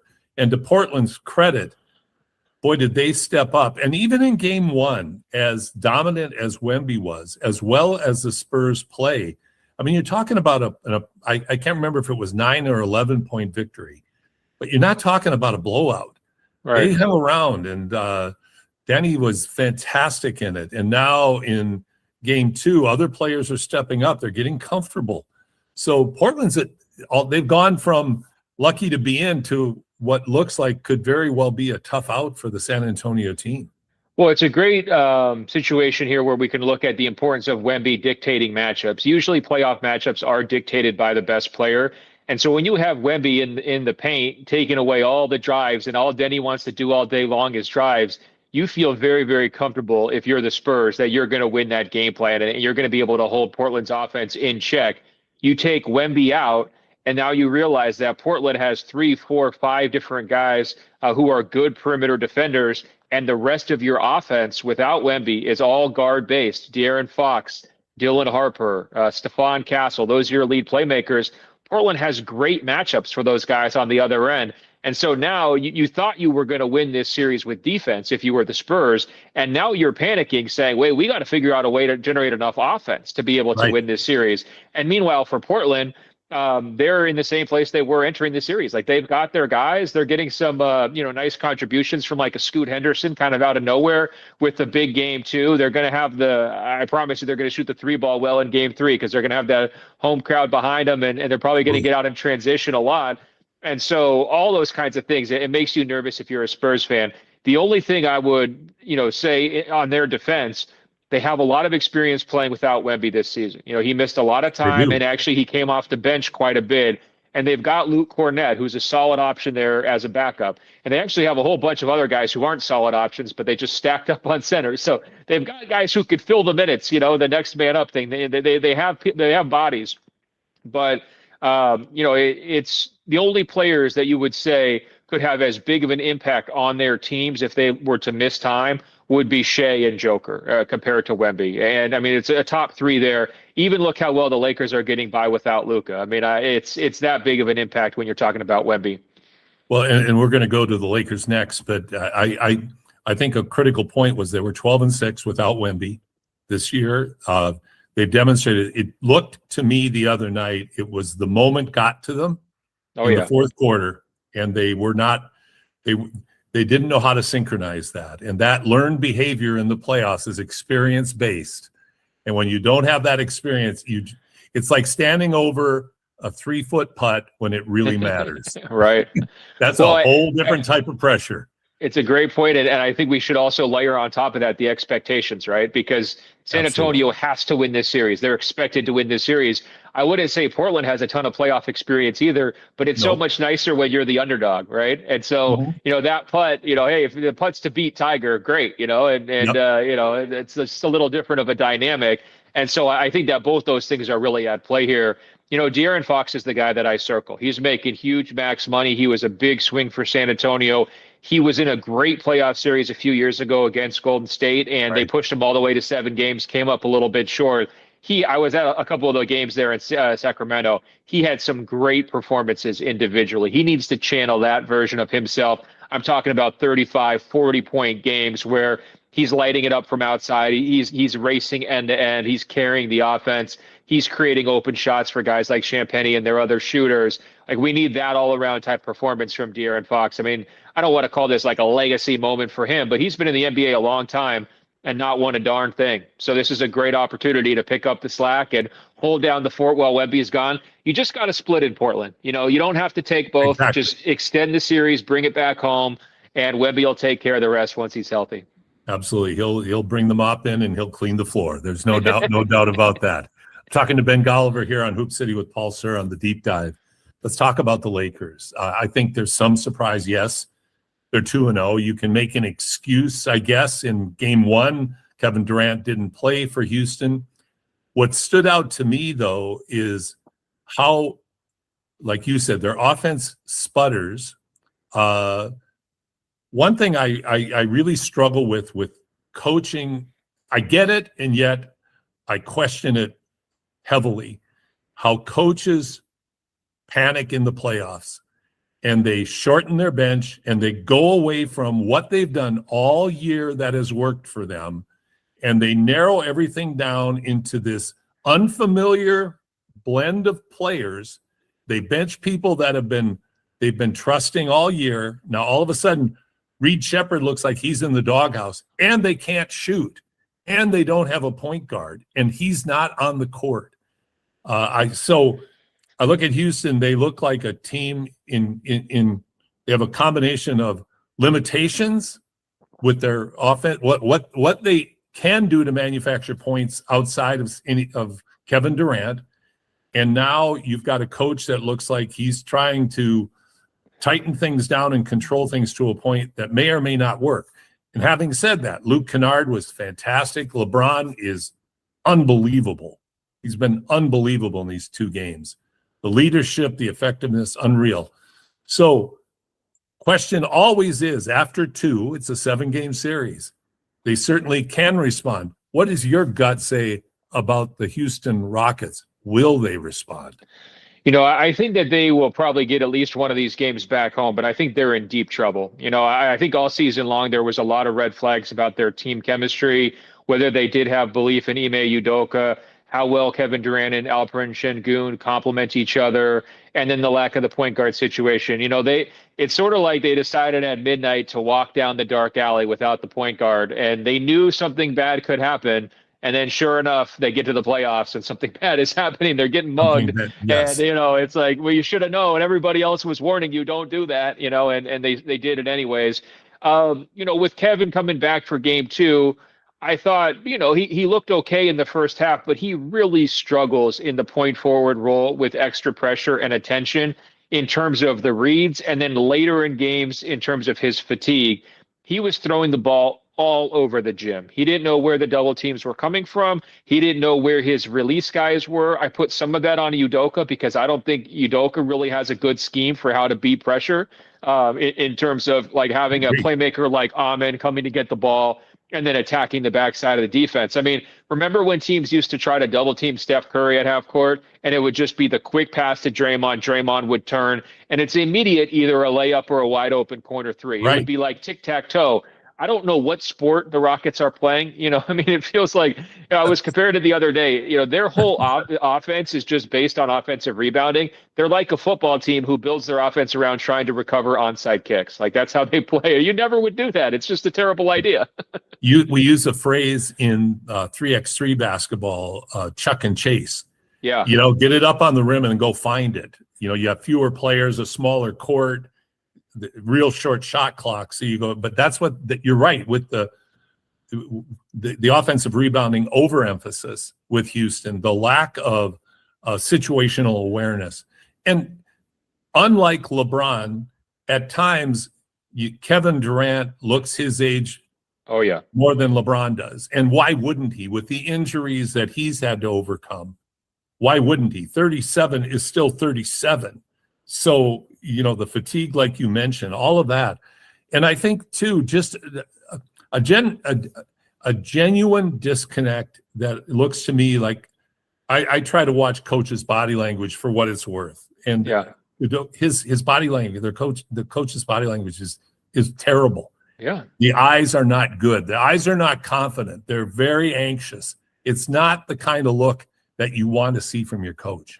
Doesn't really seem like he likes his team, and it doesn't really seem like he likes many of his important players. And I would actually single out Şengün because I can actually see some of Udoka's frustrations. Defensively, he's just such a limited player, and you're sort of bound to play him because they don't have Adams, and Capella is well past his prime, and so they don't have a lot of other interior options. But he gives up a lot inside. And then what's really been frustrating to watch offensively, in addition to KD's turnovers, which are just emblematic of a poor ball movement and player movement, just stagnation. But when Şengün tries to go one-on-one from the perimeter, it's like as a defense, you've already won the possession. If he starts to dribble and try to go into his moves and spin moves, and he's putting up so many bad shots, very little touch. It just seems like he's out of rhythm, no confidence. And I would probably trace some of that back to coaching because it does seem like his relationship with Udoka is not super healthy, but he's just having a really bad series. I mean, through 2 games, he's probably been the biggest disappointment in the entire league of any player. And so if that's your supposed franchise center or one of the faces of your future and he's not able to get it done, that's a big problem. The other guy who I think has skated on some of the criticism, and it's not that he's bad, he's just a flawed player, that's Amen Thompson. His offense really becomes line drive into traffic and then just chuck it up like you were talking about earlier, that 3-on-3 style. He can't space the court. He's not a great distributor for his teammates. As athletic as he is, I wish he would get out and transition more. That would really, really help. Just get some pick sixes, take a steal to the house for an easy dunk, open things up a little bit. He is just not a very skilled player in space, and that is biting them too, because he's their other young rising star who's really just not bringing a lot to the table. Well, and I think you identify exactly what his strength and weakness is very much simultaneously. Is he's a straight line player. He doesn't have any real junk to his game. He has athleticism, and when he can't overwhelm you with athleticism, his limitations on how he can score really show up. He needs to have he and his brother need great off seasons in terms of offensive versatility. That always comes back to bite you in the butt. And Reed Shepherd is not the answer. He's an undersized two guard in the NBA, but he is a great shooter and he is a release valve. Şengün, I just watch how he plays, and so often in the NBA, it drives me absolutely nuts. If you don't want him out there, then don't give him the ball out there. Right. Get his butt in the post and get it into him and play more inside out. I think that's one of the big flaws in the game, playing inside out. And I'm even going to, when we get to Denver, Minnesota, I'm going to criticize Jokic for the same exact thing. But yeah, Houston looks like a mess, but give me you've been there. You sat there. You watched it up close and personal. Talk about the Lakers. Well, the post-up point is a really interesting one, because the guy who has been in the post a lot is LeBron. And this was a tactic that he used to use back in the Cleveland days, his second Cleveland tenure, when they were going up against more skilled or more talented, more athletic teams. Absolutely. He would say, give me the ball in the post. I want to slow this game all the way down. And I would just try to surgically pick apart, find open shooters. And I think in this series, it's actually been a little bit more of LeBron is going into the post to look for his own offense, because he feels like he has favorable matchups with Josh Okogie or some of the other guys who they're guarding him with. He's been getting into it with Jayshawn Tate. I mean, no one's going to refer to Jayshawn Tate in 10 years from now as the LeBron stopper. That's just not going to be a nickname that he's going to earn, right? And so nobody's LeBron going to remember Jayshawn Tate in 10 years. Right. With all due respect to a guy who's in the NBA. Very few people make it, but he's not that kind of memorable player. I don't think you could say all due respect in that situation, but I think you're right. I know. Some of the Canadian politeness has permeated me. So I'm just teasing you. No, so they have a real problem defending LeBron. I think in those post situations, they just don't have a great matchup for him. And I think what LeBron has found in terms of father time is it's harder for him to create on the perimeter when he's facing up and try to get advantages turning the corner against a set defense. Now, when he goes to the post, if he draws a second defender, there's a great easy pass. If not, he just kind of burrows his way down closer and gets around the rim. Maybe he gets fouled. Maybe he gets a higher percentage shot. There's probably been 10 shots through 2 games that LeBron has missed that he would have made 2 years ago, I should say. I mean, you do see his legs and his own fatigue, but he's such a well-rounded player. He finds other ways to kind of help out. And I think the stroke of genius from JJ Redick, the Lakers coach, has been turning Luke Kennard loose. We had a real long phase there in the NBA where it's like you're either a lead ball handler or you're only a catch and shoot guy. There's nothing in between. Don't even bother trying to be a secondary playmaker. If Harden's your teammate, he'll do all the dribbling. You stand in the corner and just get ready to hit that open three. And for somebody like Luke Kennard, he's a little bit in between those skill sets. He has a lot of dribble creativity, and he has some pretty good passing instincts too, knows when to hit backdoor cutters. He's a very well-rounded, offensive player, and he's gotten to show it because they need somebody else to step up and replace Luka and Austin. I can't believe how well he's done it in those 2 games. And, you start to look around like Luke Kennard, a guy who the Lakers picked up for peanuts at the trade deadline. He's only been there a couple of months. He's a better scorer and passer than practically anybody Houston has on their team, right? Absolutely. And so, you start to wonder, why didn't Houston make a similar move at the deadline? Because look what an impact it's having on this particular series. And instead, they sat on their hands, and they never replaced Fred VanVleet, and they're really paying the price for it. Online custom skate performance, where precision meets passion. When you hit the ice, it's all about you and your skates. The stride, the feel, the glide, the power, the performance. At its core, skating is about movement. You use the thin metal blades of your skates to fly across the ice. Every step, turn, and edge is controlled and deliberate. Raw, powerful, explosive. It's about making difficult things look easy. Control, speed, and purpose under pressure. So why trust your skates to a grinding machine? Or even worse, a tournament parent in the dark parking lot. At Aligned Custom Skate Performance in Sherwood Park, the art of skate fitting and sharpening is all customized to the athlete. Artisanally handcrafted and 100% human. For you or your athletes, book an appointment today and experience the difference. Aligned Custom Skate Performance, where precision meets passion. Visit AlignedSkate.com to learn more. Own and run a small business? Innovative Benefits provides private health service plan setup, as well as administration services for businesses like yours. But the best part is, Innovative Benefits offers benefit plans that cost less than the industry average, 20 to 40% less. And they provide 100% coverage with no insurance company rules, administration, or interference. So if you have medical, dental, or healthcare expenses, their plans will always increase your cash flow. Visit innovativebenefits.ca for more. Legacy Heating and Cooling is your supplier of maximum comfort, bringing you the cool AC you need. You just have to call Legacy. Call Legacy. For comfort at night when the hot air suffocates you. Call Legacy. For comfort in your wallet with no True. payments or interest for 1 year. Call Legacy. Call Legacy. You deserve comfort. Cool off today with AC from Legacy Heating and Cooling. Saturday mornings live on Sports 1440. Powered by Subaru. Welcome to Uncommon. Visit Subaru.ca.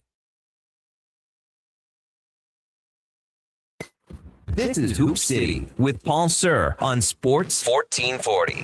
They do have a timeout. Decide not to use it. Curry, way downtown. Bang! Bang! Oh, what a shot from Curry! We did it!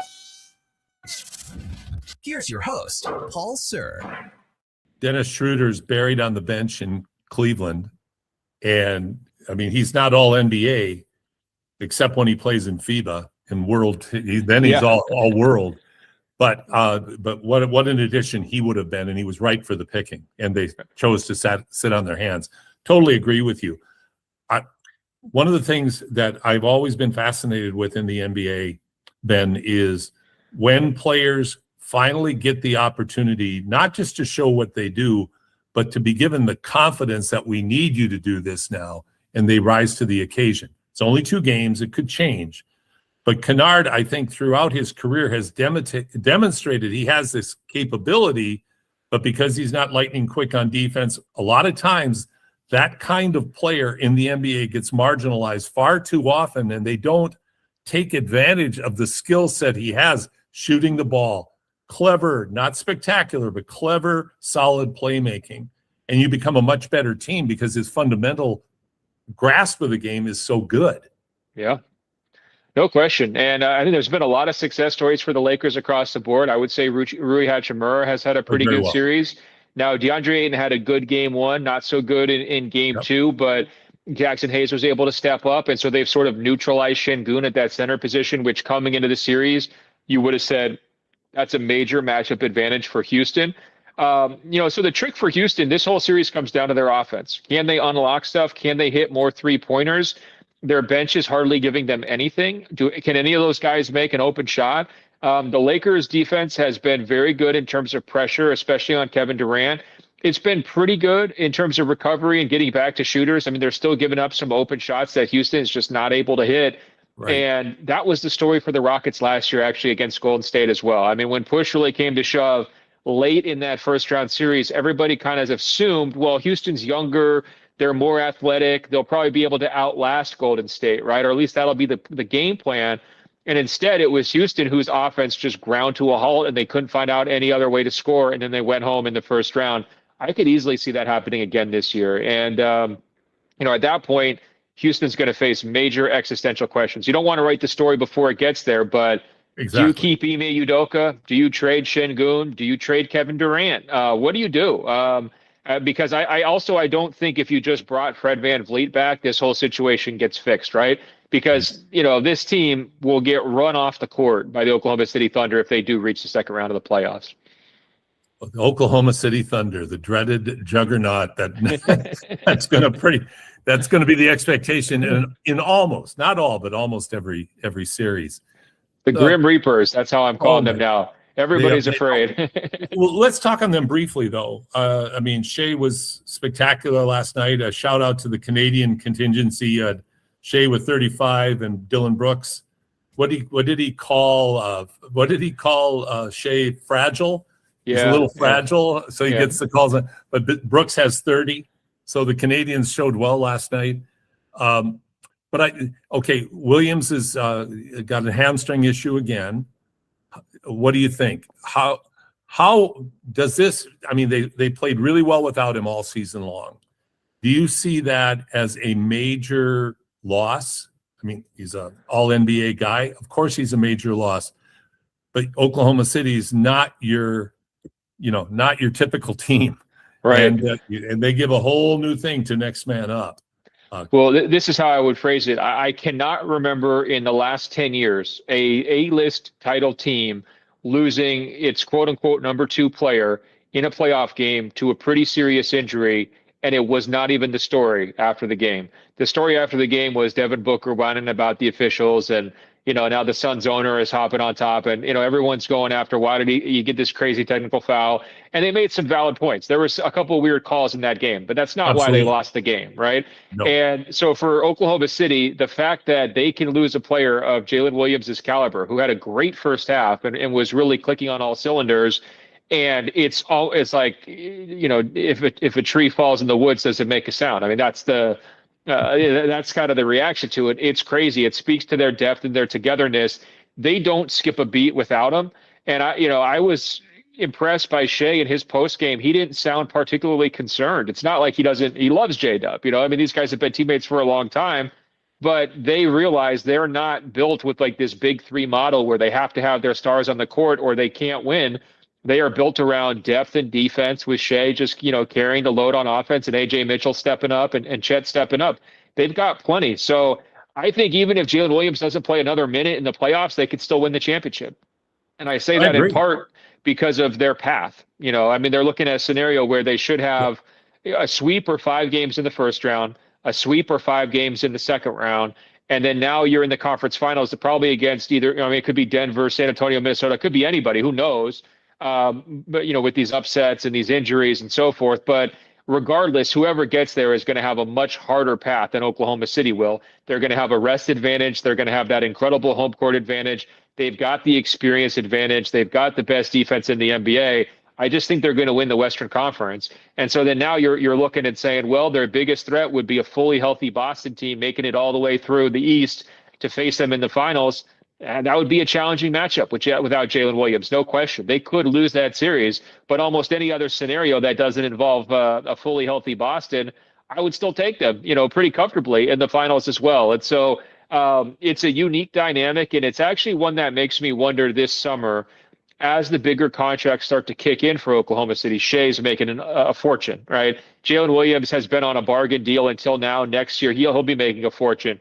Chet will be making a fortune starting next year. I wonder if Jalen Williams becomes a player they could trade potentially, where you could send him. I'm just imagining a team like Brooklyn or a team like Chicago, one of these young teams that needs a centerpiece player to build around. Could you trade Jalen Williams there and get, a classic Oklahoma City return, 4 first-round picks or whatever Sam Presti would want to kind of spin things forward? Because as good as he is, you could argue he might be better running his own team. And Oklahoma City might be better from a financial standpoint of spreading his money out to other players and sticking with their depth approach. Again, I'm writing stories 3 months in advance, but these are the things that run through your mind as you watch them run teams off the court without their second best player. Lazy Boy Furniture Gallery's 36-hour sale is the perfect time to save on a huge selection of quality Lazy Boy furniture. Everything store-wide has been marked down. Sofas, sectionals, recliners, solid wood bedroom furniture, and dining room suites. Let our in-house design team help beautify any room in your house. The 36-hour sale on now at both Lazy Boy Furniture Gallery's locations, South Edmonton Common and in the West End. The weather doesn't care about your shift or your schedule. Carhartt Rain Defender sweatshirts let you battle back against the ever-changing elements. Carhartt's durable, water-repellent technology lets light rain beat up and roll right off. Layer up and stay on the job longer without getting drenched. Get your Carhartt Rain Defender sweatshirts at all 3 of our Edmonton job site workwear locations. Job site, workwear, top different jobs. Saturday mornings live on Sports 1440. Powered by Subaru. A top safety pick for unmatched peace of mind. Visit Subaru.ca. I'm Dr. Vance Elliott. The goal of every one of the thousands of hair restoration procedures I've performed is a full, natural-looking head of hair. I work directly with my patients for the consultation, the procedure, and the follow-up, so we can achieve the best results possible. When people see what we accomplish, I don't want them to think, "Wow, great hair transplant." I want them to think, Wow, great hair. Go to drvanceelliott.com and contact us today.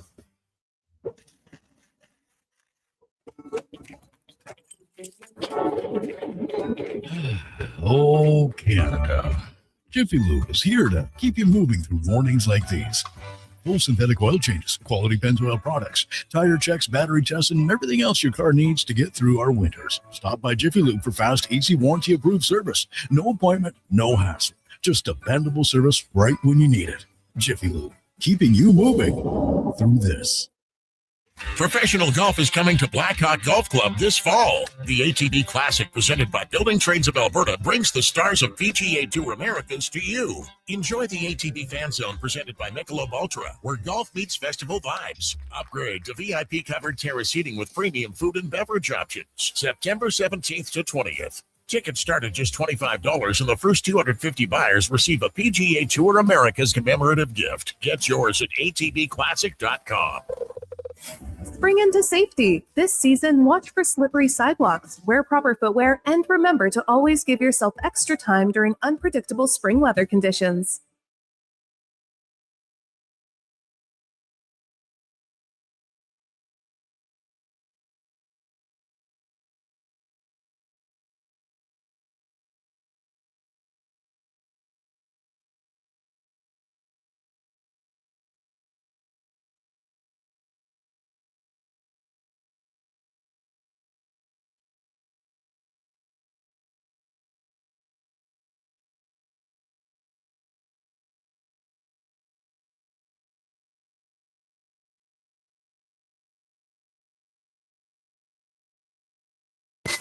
This is Hoop City with Paul Sir on Sports 1440. They do have a timeout. Decide not to use it. Curry, way downtown. Bang! Bang! Oh, what a shot from Curry! We did it! Here's your host, Paul Sir. Sounds good. Welcome back to our final segment on Hoop City with Paul Sir and Josh Fenwick. Thanks so much for spending your morning with us, or however much time you were able to spend with us. We sincerely appreciate it. Let's talk a little bit about the Edmonton Stingers. The CEBL season is just around the corner, and by that I mean opening night is May 9th down at Hall D at the Expo Center. It's going to be another exciting season number 8, I believe, for the CEBL. Now the Stingers have made a couple of G League player announcements in the past week, with more announcements to come. You can go to the EdmontonStingers.com website and buy your season tickets, buy your game tickets, and it's going to be an exciting year for CEBL basketball here in the capital city. Let's talk about each of the series now, Josh, and about what we think is going to be the outcome of all of the first round playoff action that's coming up. Yeah, absolutely. Let's lead off with with what's currently live right now, Detroit leading 36-33 over the Orlando Magic in Orlando. Currently, the Pistons hold the series lead. How do you think this matchup goes? Oh, sorry, my bad. No. The series is tied 1-1. That's on me. Series is tied 1-1. I think the Magic surprised everybody when they beat the Pistons in Detroit on the first night. Detroit seemed to right the ship. Cade Cunningham seems to have recovered nicely from his collapsed lung situation. So I think Detroit, of course, is favored in this. But it was good to see Orlando respond with a win in Game 1 because the Magic have been one of the franchises that have probably been heavily criticized, justifiably so, all season long. They've dealt with a lot of injuries, but I think the expectations were very, very high for the Magic this year, and they just really didn't live up to them. So they've made it much more competitive. I think, of course, so I would look for Detroit to win in 6. That would be my prediction right now. How about yourself, Josh? Yeah, I think this is a gentleman's sweep. I'm going Detroit in 5. Okay. I just think they're simply too good. Unless this is Orlando getting hot at the right time because they were supposed to be a good team and this is where they landed. But gentleman's sweep is a fair call. Sweep. All right, later today in the currently 2-0 lead series from the Oklahoma City Thunder and the Phoenix Suns. How do you think this is going to go? This will be a sweep, a true sweep. Mm-hmm. Even with the loss of Jalen Williams with his hamstring injury, I think the Thunder are just too good. Phoenix has had a marvelous turnaround season. I think it's safe to say that they exceeded all expectations in how they performed this year. The other night, I think it's noteworthy to mention that the 2 leading scorers for the teams were Canadians. Of course, the destined to be league MVP and already selected clutch player of the year, Shai Gilgeous-Alexander for Oklahoma City with 35. And the tough guy, Dylan Brooks, who referred to Shai as fragile. And that's one of the reasons why he gets so many calls that a lot of players complain about in the NBA. But Brooks had 30 that night in a much tougher, tighter contest than the blowout in Game 1. But I look for this to be a pretty easy call of a 4-0 sweep for OKC.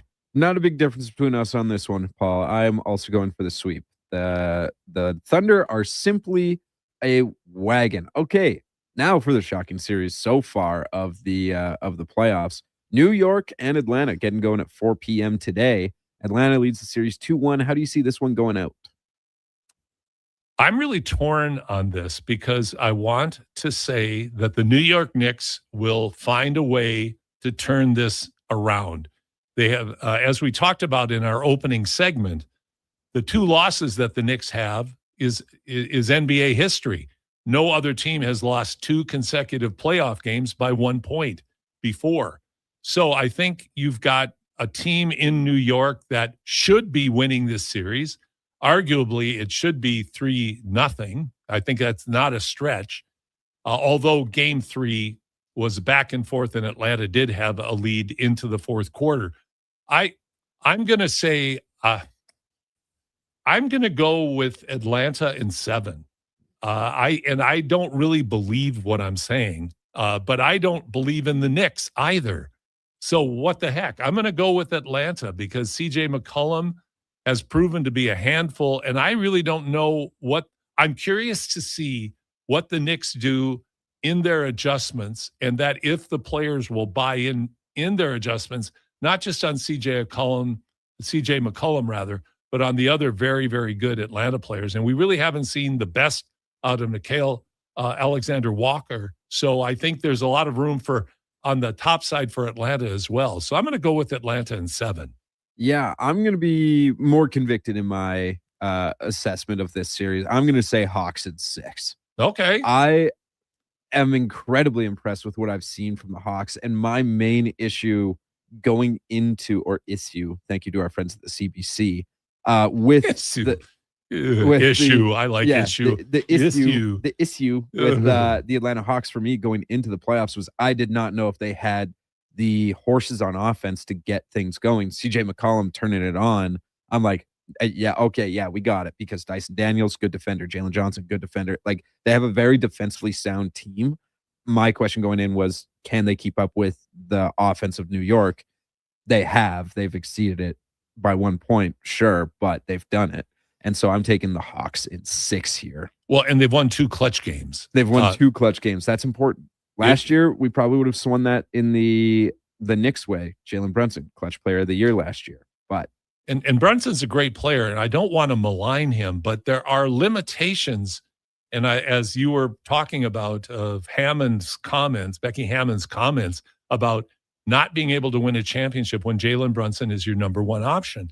I tend to agree with that. As great as he is, he needs at least another equal, if not better player. And Karl Anthony Towns is a true post because from Towns, you don't know if you're going to get good rebounding numbers every night, but you don't know in terms of offensive productivity what you're going to get every night. That could range usually from like 12 to 25. He's capable of dropping 25 on any night.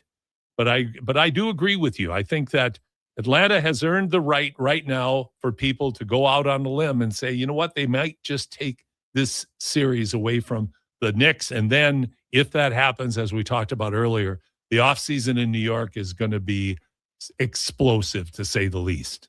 Yeah. All right. Now, final game of the day. I'm getting going at 6:30 tonight. Your Minnesota Timberwolves hold a 2-1 series lead over the Denver Nuggets. How do you see this one going? I'm going to go with the Timberwolves in 6 because I think with Aaron Gordon's health being suspect, they're in tough. Christian Braun has been a huge disappointment to me. He absolutely needs to be at least something resembling a contributor on offense. And so far, he hasn't been.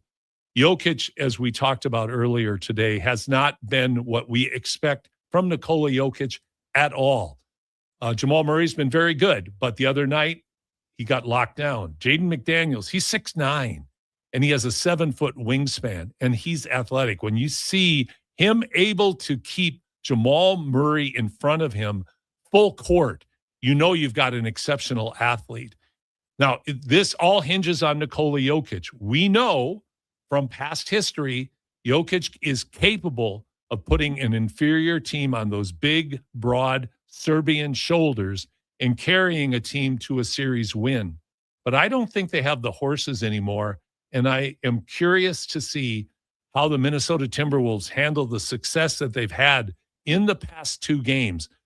If there is a question mark for the Wolves, it's the health of Anthony Edwards, because that runner's knee, as Alan Horton, their play-by-play voice, pointed out earlier, is problematic. He's always rubbing his knee. But the way the Wolves have been able to fill in around him, and with the play in particular off the bench of Dosunmu, this makes the Wolves much more potent offensively when they have to go to their bench. And if Julius Randle and Dante DiVincenzo can continue their high level of play, I just think that combined with the defense of Rudy Gobert might be too much for the Nuggets to overcome. Yeah, you hit what I was going to bring up for my prediction of Wolves in 5. I was super high on the Nuggets coming into this series, and now I'm just not anymore. And it really hinges on Rudy Gobert is a 4-time Defensive Player of the Year winner, and he's mad because he finished 4th in the voting this year. Yeah. And he's out to prove something. And so far in 2 games, he has. There's that. And also, he looks like a way better defender than he ever was in those 4 years that he won the DPOYs. He's actually going one-on-one with Nikola Jokic and winning. Like, it is psychotic. No one should be able to go one-on-one with Jokic and win on the defensive end of the ball, but he's doing it. And then, incredible offensive player, Ayo Dosunmu, great. I was talking about him earlier today. And Jaden McDaniels, like, they are so good two-way. That I'm like, without Aaron Gordon, who is a huge piece of this team, is like the Nikola Jokic's security blanket, essentially, because they were bred in a lab to play with each other. Very good. I think the Wolves just they're too fast, test tube, baby. They're too strong, they're too long. I'm going to take the Wolves in 5 here, and they're too physical. And I think if the Nuggets, for me, the Nuggets, it all comes down to the word if. If the Nuggets had Peyton Watson, who had an outstanding season up to his injuries, if Aaron Gordon were healthy, I think this would be a very different series because the Wolves would not be able to pick on Jokic so much, and they would be better defensively, particularly if Watson was in the lineup and in the rotation, because he also is a good rim protector as well as a better on-ball defender than any of the other players are for the Nuggets. What about the next series? Yeah, the next series we have is Cleveland-Toronto.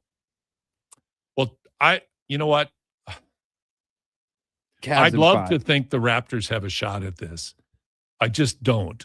So I'm going to go with the Cavs. I'm going to go with the Cavs in 6 because I don't think the Raptors, without quickly being available, like Shed is a great backup point guard, and he's a gutsy player and a real strong floor leader. I just don't think he's quite enough at the point guard position. I don't think you're going to get 33. I think that's the only the fourth time in Raptors history that 2 players scored over 30 points in the Raptors lineup in a playoff game. You're not going to get that every night. RJ's been good. Scotty's been very, very good. We talked earlier about Ingram. If he doesn't emerge and start contributing meaningfully, I think the Raptors are going to be in tough because I don't know that they can contain Mitchell and Harden night in and night out. So I'm going to go with Cleveland in 6 games. Yeah, the Raptors also just hit every 3 last game, which they have not They had done a all night. season. Yeah, they had a night. It was a statistical outlier. I Cavs in 5. They're too good. Okay. Spurs Portland. Spurs lead 2-1. I'm going to go. I'm going to go with the Spurs in 5. If Wemby gets back in Game 4, I think that it's an insurmountable obstacle for them.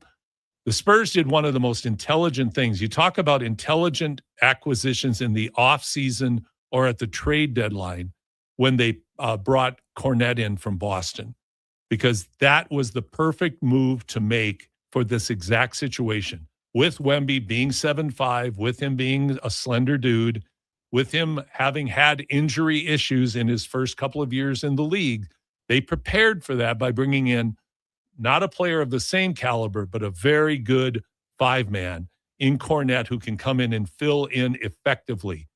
They have tremendous young talent, as we talked about often on this show and is well documented. And I think Portland, they've made great strides, but I look for the Spurs to win this series out and win in 5.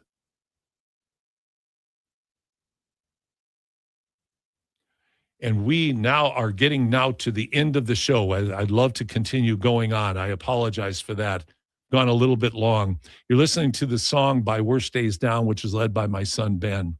Well, we just this past week had to remember Ben on the 3rd anniversary since he passed. In honor of Ben, every week I make mention of this. Make sure you tell the people that are important in your life that they are important. If you have love for them, make sure you let them know. And treat your fellow person, your fellow man, your fellow woman in your life with the greatest of respect, because we aren't walking in their shoes. Think the best of others and always be kind. Thank you so much for joining us today. Josh, thanks. This has been a great show. Yeah, really has. Looking forward to next week. Always. And enjoy all the playoff basketball that's coming up this week. And we look forward to being back with you next weekend here on your sports leader, Sports 1440 with Hoop City with Paul Sir and Josh Fenwick. You probably know Stingray for radio advertising. What about digital advertising? Yeah, we do that. Connected TV? We do that.